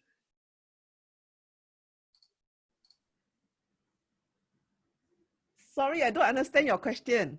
Okay, my question is, remember how at the beginning we looked at the two scenarios. Okay, your boss came up to you at 12 o'clock and asked you for a report by 5 o'clock.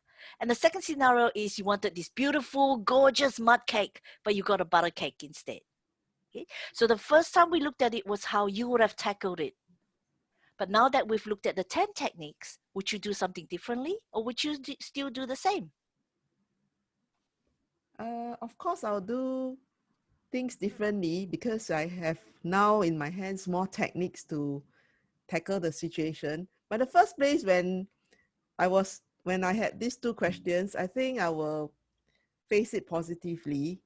The boss asked you to do the report by 5. Sure, why not? Give a different perspective. He didn't say your report got to be long, right? Just hand it in by 5. And the other thing about the cake, so you didn't get what you want. Possibly the butter cake could be something special. It could be a surprise butter cake.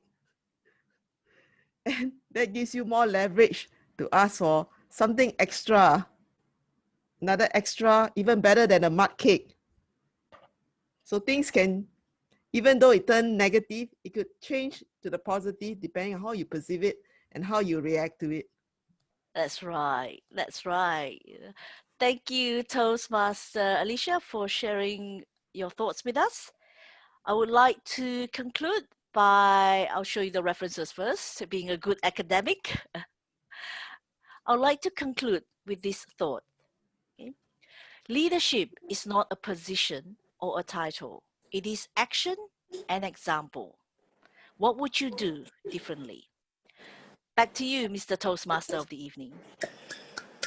Amazing. Thank you so much, distinguished Toastmaster Lee Buckley, for sharing with us so many amazing concepts and ideas which we can indulge in so that we can all become better leaders. Seems like today all the speeches are full of life lessons and enriching experience. And it's truly our privilege to be here today to have fuel for the brains. And this has certainly been a game changer because all of us wants to be great leaders. But how exactly can we do it, especially in those difficult situations itself? How can we adjust and adapt accordingly so that we come out of it being leaders? Thank you so much. All right, now moving on to our final speaker for tonight, who will be doing Innovative Planning Level 3, Increasing Knowledge, Effective Body Language. May I invite the evaluator to please share with us the purpose statement.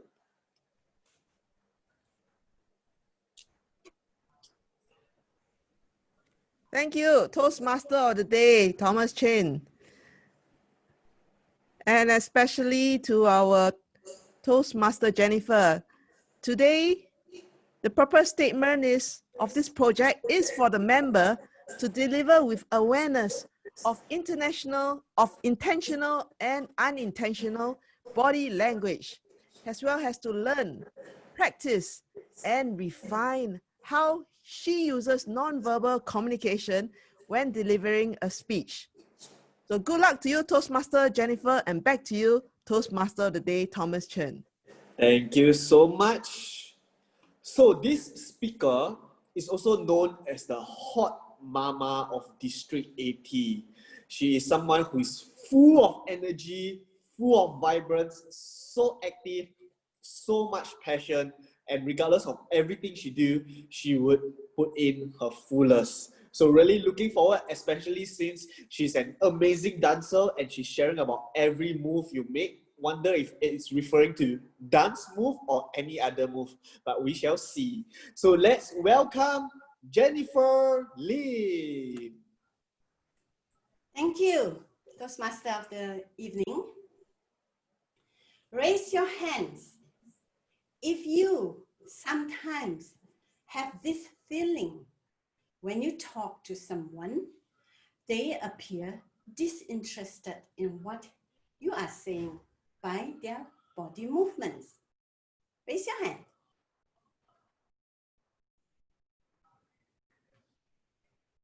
Yes, I see some. That, my friend, is body language.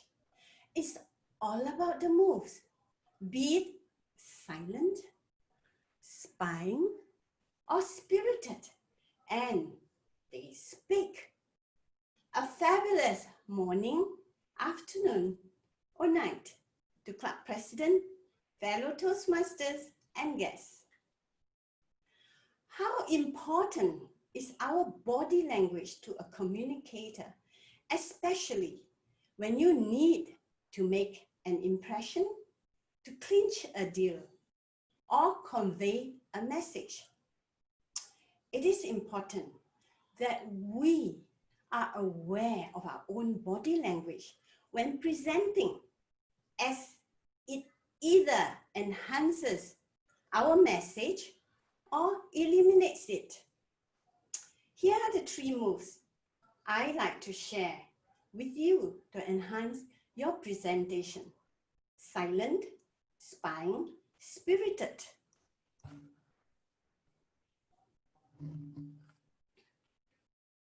Silent moves like touch, hands on hip, facial expression are telling your receiver a tale.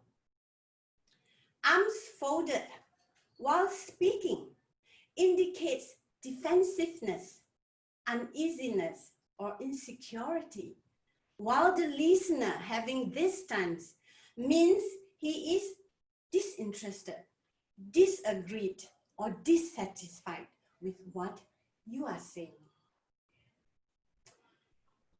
If you fail to notice this posture, your message may not come across effectively. For the speaker, you can change your posture. Stand upright with open arms and hand gestures that portray your confidence in delivering the speech, with palms facing slightly towards your audience, indicates your willingness to communicate and share ideas. Positive posture portrays your engagement with the audience, hide your jitters, and projects confidence when you speak in public. For the listener, give this person something to hold, a sweet, a bottle of drink that will force him to unfold his arms. When speaking, you want the people around to be 100% engaged, touching your face, fidgeting with your phone, and watch as silent negative moves displayed. Eye contact is an important non-verbal communicator. The way you look at someone may convey your interest, hostility, or attraction towards him. Maintaining good eye contact by holding your gaze for a few seconds without staring will show the listener that you are sincere and engaged. When you notice that someone is disengaged, you can re-engage her and ask her a direct question, or if she can contribute some ideas. The way we use our eyes make a tremendous impact on our presentation. Let our eyes be expressive rather than intrusive. Spirited. The audience audience impression of you is formed the moment you enter the room. Your professional, polished posture is noticeable immediately. If you enter the room hurriedly with no eye contact, eyes downcast, rubbing your hands together, it shows how nervous and uncomfortable you are. However, when I enter the room, taking in every corner and acknowledging the audience with a positive body language, it can hide my jitters, project my confidence, and a quarter of the battle is won. Moving around the stage is a great way of showing your audience you are confident in what you are saying, but moving too much can be distracting. During a transition of a new point, you can move when you're changing a point. Otherwise, just stand still. Avoid swaying or rocking on the spot. So make use of the right moves to portray your confidence, enhance your speech, or convey your message with boom and power. Let your body language tell the audience that you are cool, calm, and collected. Let your every move speak effectively for you with polish, power, and professionalism. Remember, actions speak louder than words.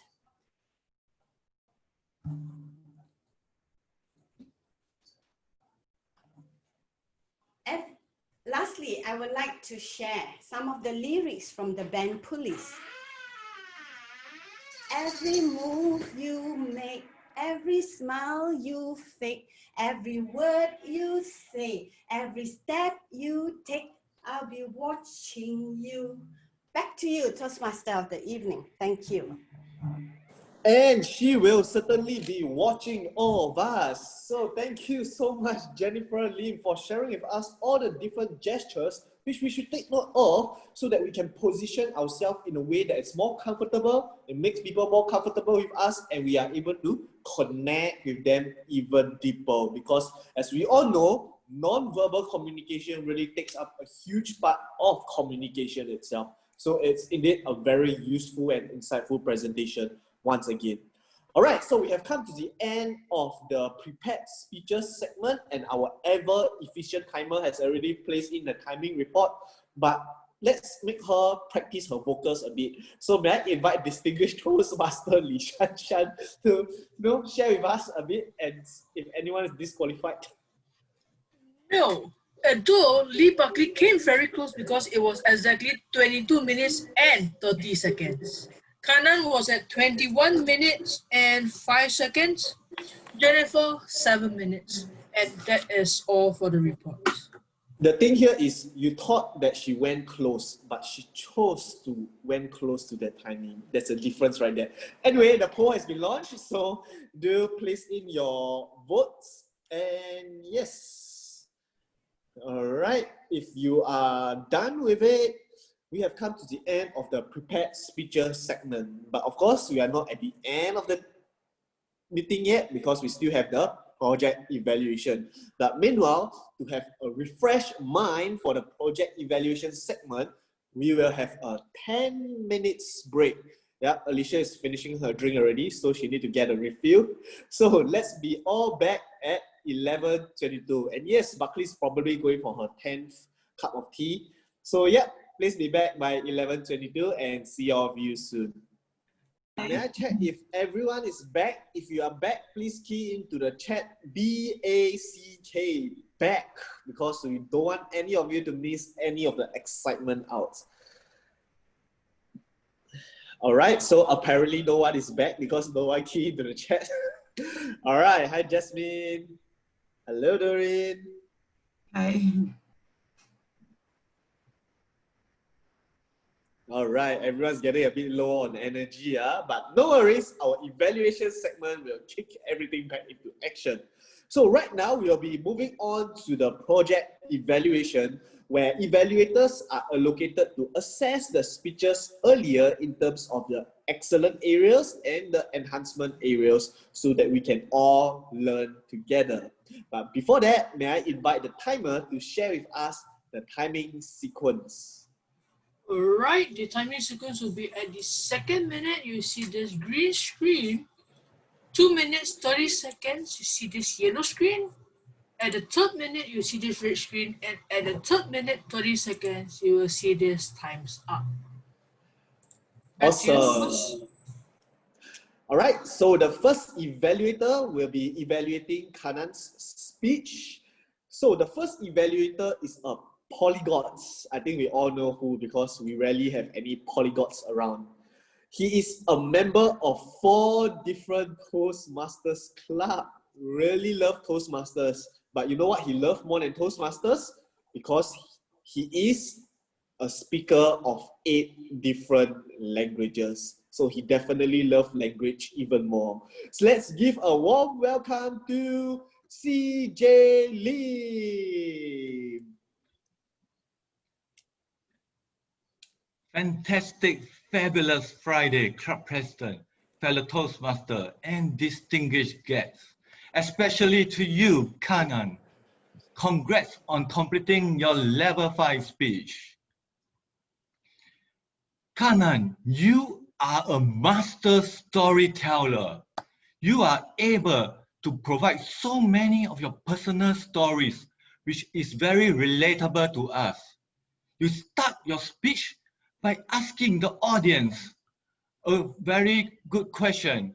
Imagine you are called to deliver a speech in public speaking.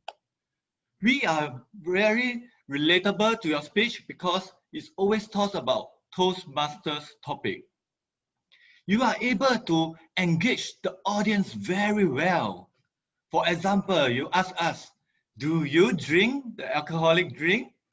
Then you can see that people are showing their soju, showing their wine, beer and cup to you. So you are able to make it very relatable. Then you also ask us to imagine a housewife. What is their daily routine? What is her daily routine? How busy she is in the house, taking care of the children and doing the household chores. Your stories about the public speaking and evaluation is very relatable to us in Toastmaster. Finally, you also give very good eye contact. You look straight into the camera lens. Your beautiful eyes open up the window to our soul. Your hand gesture is very good and it's very wide. It's always an open hand gesture. To improve on your speech, I will give you some suggestions. First, you can use a PowerPoint slide or maybe using some props to make it more vivid in our memory. As you know, a picture paints 1,000 words. For example, you can show us the PowerPoint presentation. You can show us of how packed the train is when the people try to rush inside the train. Or when you're sharing about the story of the people rowing the boat. We want to see the picture so that we can visualize and internalize better in our memory. You can also consider to use a more captivating title, like Cue Tension before tension kills you. The challenge for you to soar to greater heights is to use a very strong call to action in the end. This I will recommend you to use the anaphora technique. For example, you can say, tension does not disturb us. Tension does not harm us. Tension does not kill us.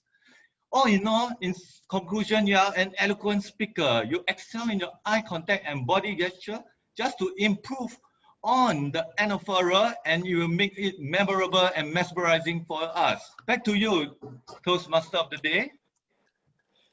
Thank you so much, CJ, for the ever energetic evaluation. You just can feel that passion pouring out from him, and it's really very infectious, and I feel so much more energetic as well after CJ's evaluation. He's just like a dose of caffeine to all of us, and that is very timely at this moment in time. So thank you so much, CJ. All right, our next evaluator will be evaluating Distinguished Toastmasters Lee Buckley's speech. He is the founder of SGI Online Toastmasters Club, someone who is very proficient in the IT scene, but of course also amazing when it comes to organizing and leading initiatives. And today he will be initiating the evaluation for Buckley's speech. So let's welcome Distinguished Toastmaster Willie Low. Thank you, Toastmaster of the day. Toastmaster, especially to Toastmaster Lee Buckley. You started your speech with questions and you waited for response from the audience instead of rushing through. You use your own example of your personal traits so that the audience can understand your slide. Your slide, there's a well-paced of transition between the slide that people are able to follow through. Area of improvement is pitch. I understand that you did a different presentation for a different club audience. Maybe you should use simple words or write down the definition you want on your slide so that they will take, because it will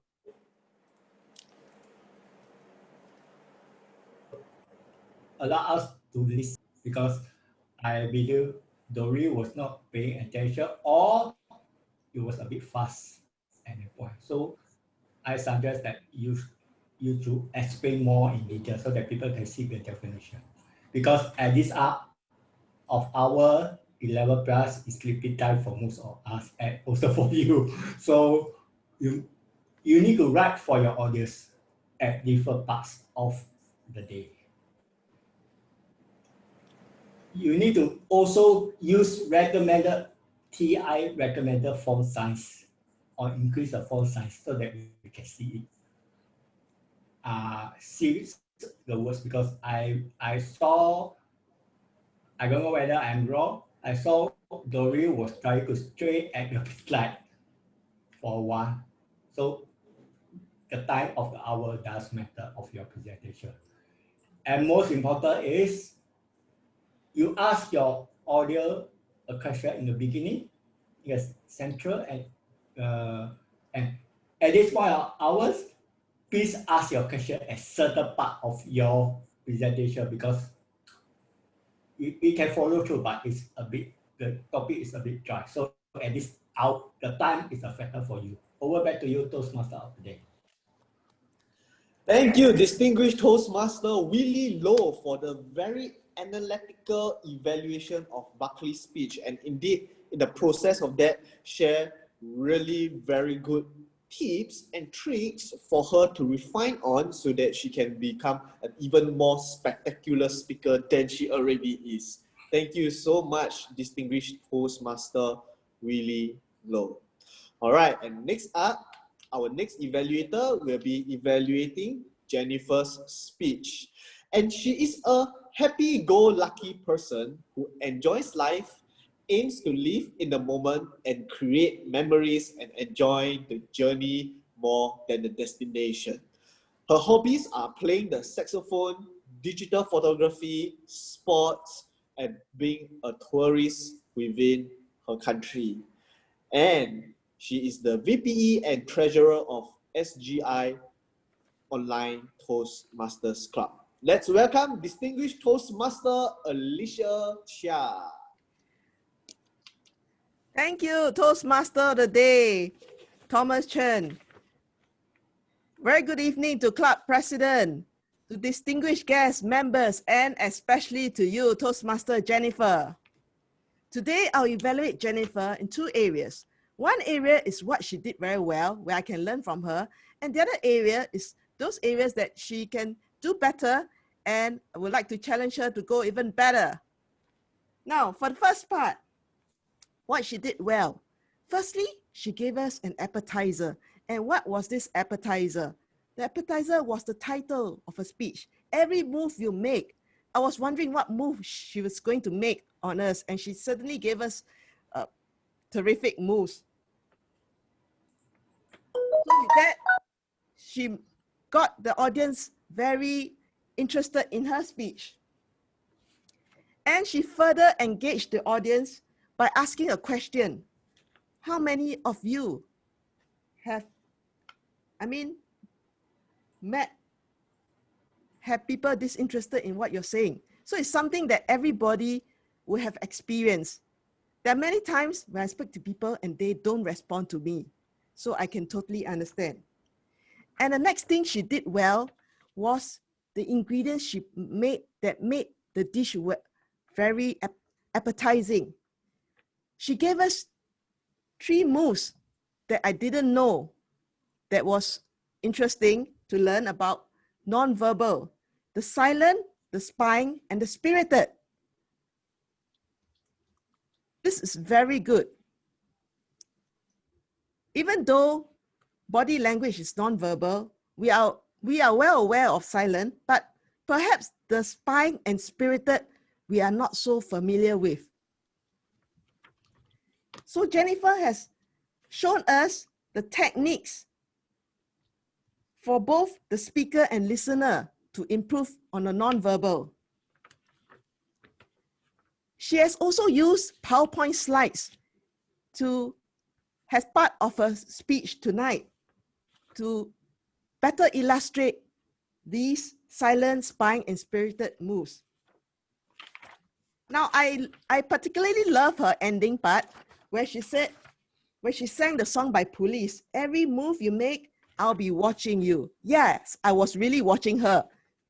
Now, for the other segment where she could have improved was that I feel that perhaps she should not show the PowerPoint slides because I was prepared to watch you, watch your every move. But because you launched the PowerPoint slides, I was trying to multitask, and sometimes I got lost trying to follow which thing. So I would have preferred you not to show PowerPoint slides. You got the move themselves. So all in all, Toastmaster Jennifer, you did well. You really went above the normal kind of speech that I was expecting. And I love your silence, spying, and spirited move. And you certainly got the moves of the hot mama. Back to you, Toastmaster of the evening. Thank you so much, Alicia Chia. And with that evaluation, you too are a hot mama. Thank you so much for the sharing. It is really of so much value, and I'm sure Jennifer has learned so much from it. All right, so we have come to the end of the project evaluation segment. Today's a very enriching one because all the evaluators have so many amazing points for us to learn from.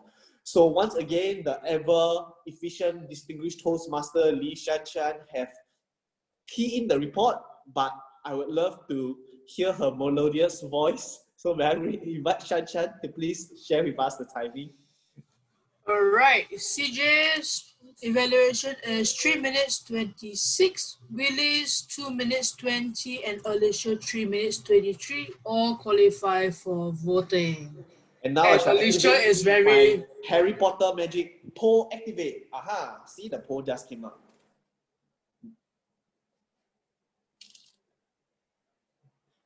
And my magic predicts that the poll will end in around like 10 seconds. Right, it ended right.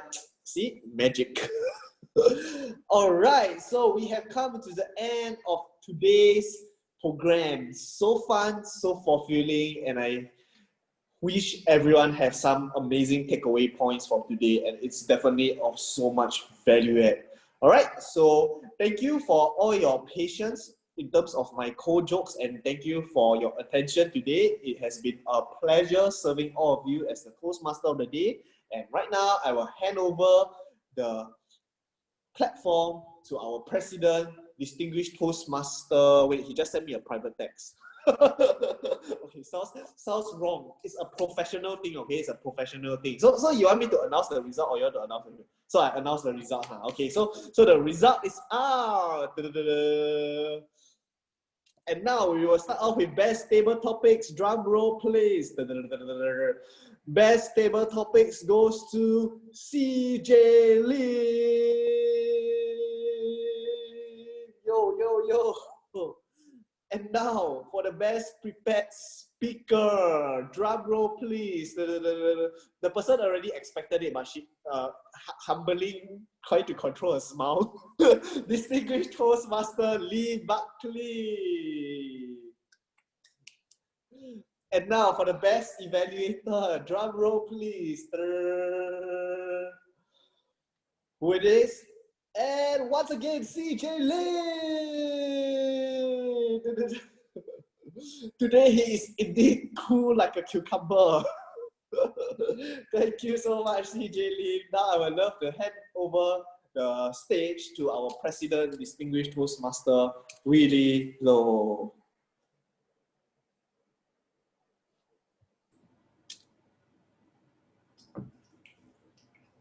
This morning, Toastmaster International sent an email to all clubs leaders. It did measure about equality. And I just carry the extract for the magazine. The entire Toastmaster program depends on the equality of the member, of each member. That is why this is the first call of value. It's not called, okay, normally they will say RISE, but in Toastmaster International, they purposely put equality as the first phrase. They measure something as a club leader. Seize the opportunity to serve your club members as they go, and that develop will benefit them personally and professionally through society shift towards the new normal of online interconnectable. Equality is in this form is not just about your club or district. More important is about helping each individual member reach their personal and professional goals. So in this meeting, we have past district officer, we have current district officer, we have past current club officer. We must serve the member the equality as to what they need. It's not about what you want. Not only about your unethical behavior that might destroy the structural equality of the entire organization. We have seen clubs close down, club fail because the club leader never bothered. But it's different for Singapore because we care. So I declare committee closed. And Yeah.